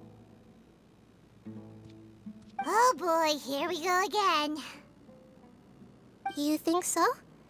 Well, to that, I would say that in Sumeru, even prisoners have a right to an education. I hope that your studies in Vahumana will help you deal with your own fate, and learn how best to settle old debts from your past. I will review your final thesis myself. I'm expecting great things from you, Mr. Hat Guy.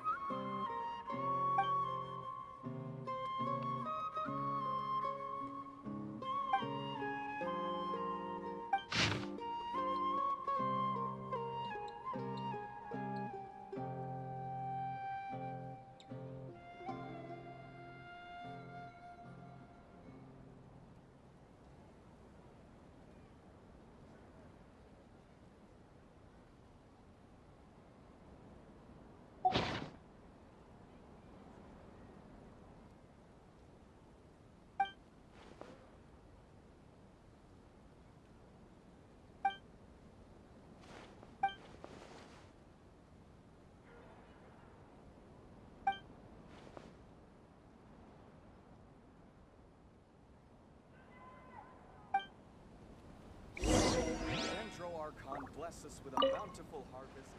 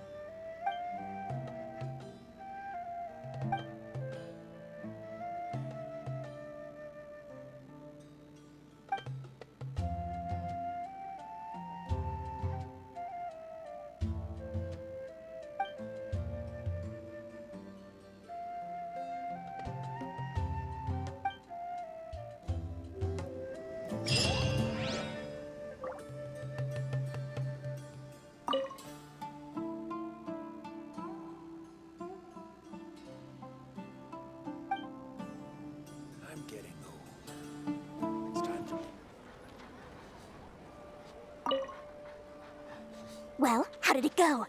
I assume that Lord Sangama Bey's assistance helped you discover something, yes? You mean... Sachin was not a good person, and there's definitely something wrong with that diadem of knowledge. And in that case, shouldn't you be doing something about it? For instance, telling the Academia that they should give up the diadem? We already told the Academia, but... But what? Kaveh smashed the diadem. What? Calm down, Dori. Why are you getting so worked up? My diadem. My beautiful diadem. This was supposed to be the perfect plan. I feed you the information, you discover the issue with the diadem, and then I just wait until the Academia sells it off at a low price. And now, it was all for nothing. Curse that Kaveh. The interest rate on the mora he owes me is about to get much higher. Oh, so that's why you told us about this. Yeah, Paimon did think you were being unusually generous. My diadem! I'm furious! That's it. No extension on his payment this month, no matter what reason he gives.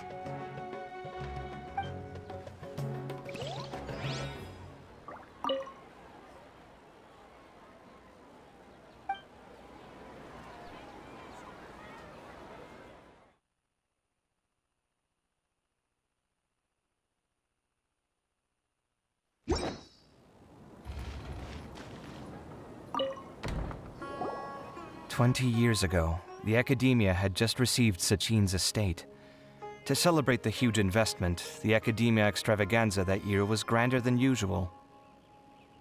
I was very young then, and I remember seeing posters for the Interdarshan Championship all over the city.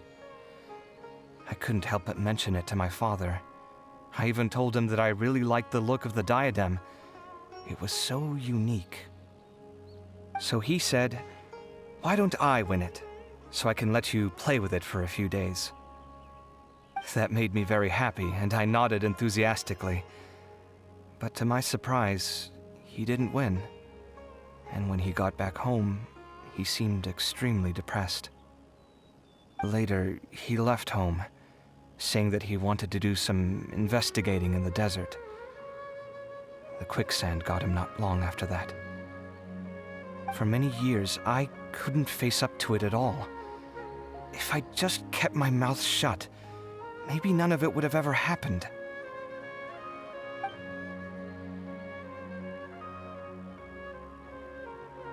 Wait, so the person we came across in our investigation, who went into the desert 20 years ago, it was...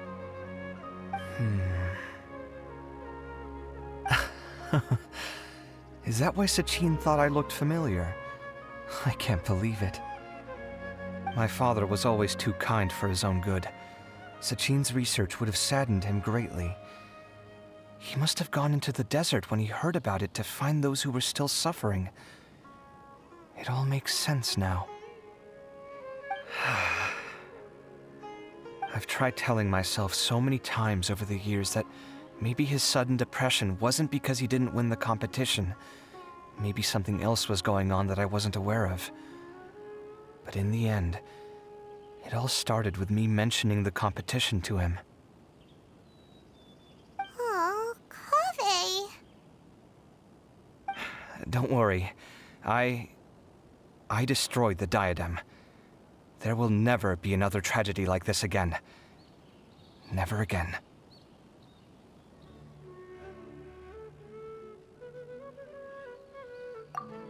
Sorry. My mind was still on the championship. Look at me, rambling away. You look really upset. Are you sure you're okay? I'm fine. What's past is past. We need to look towards the future.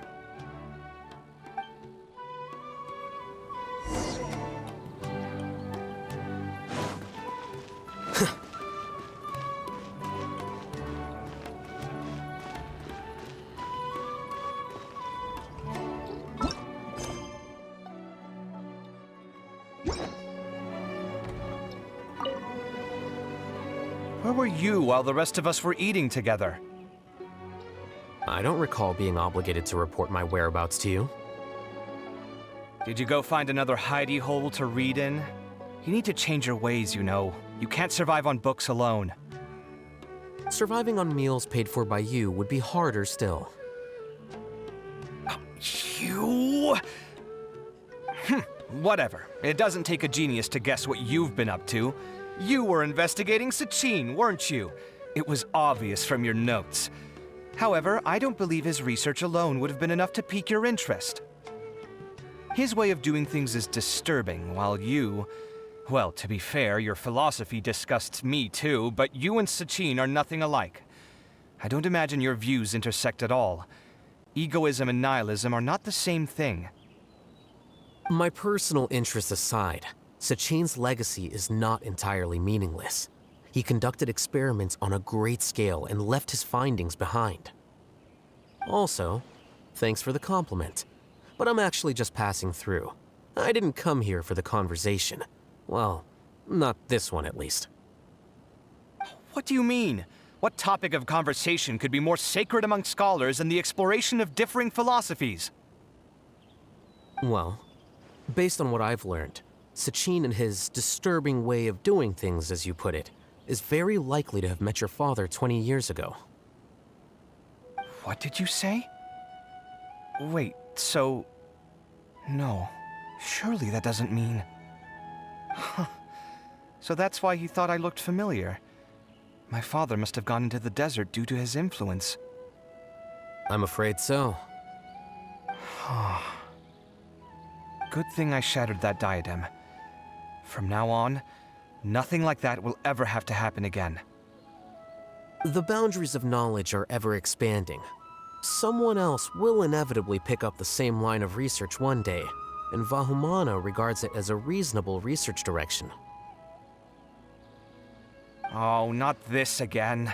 Even if you're right and people are bound to fall into the same intellectual traps, things won't necessarily go the same way again next time.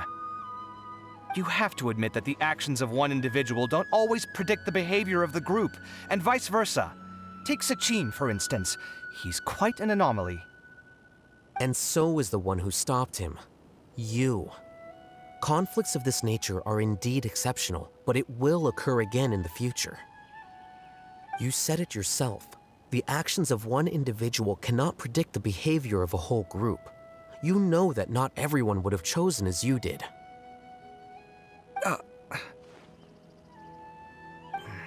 Even so, I stand by my views. You can forget about trying to convince me. That's fine. We've been arguing over this for years, and I don't hold any hope of you understanding. The issue we're debating has long since moved on from who's right and who's wrong. Thanks for letting me know all this. What? I said, thanks for letting me know.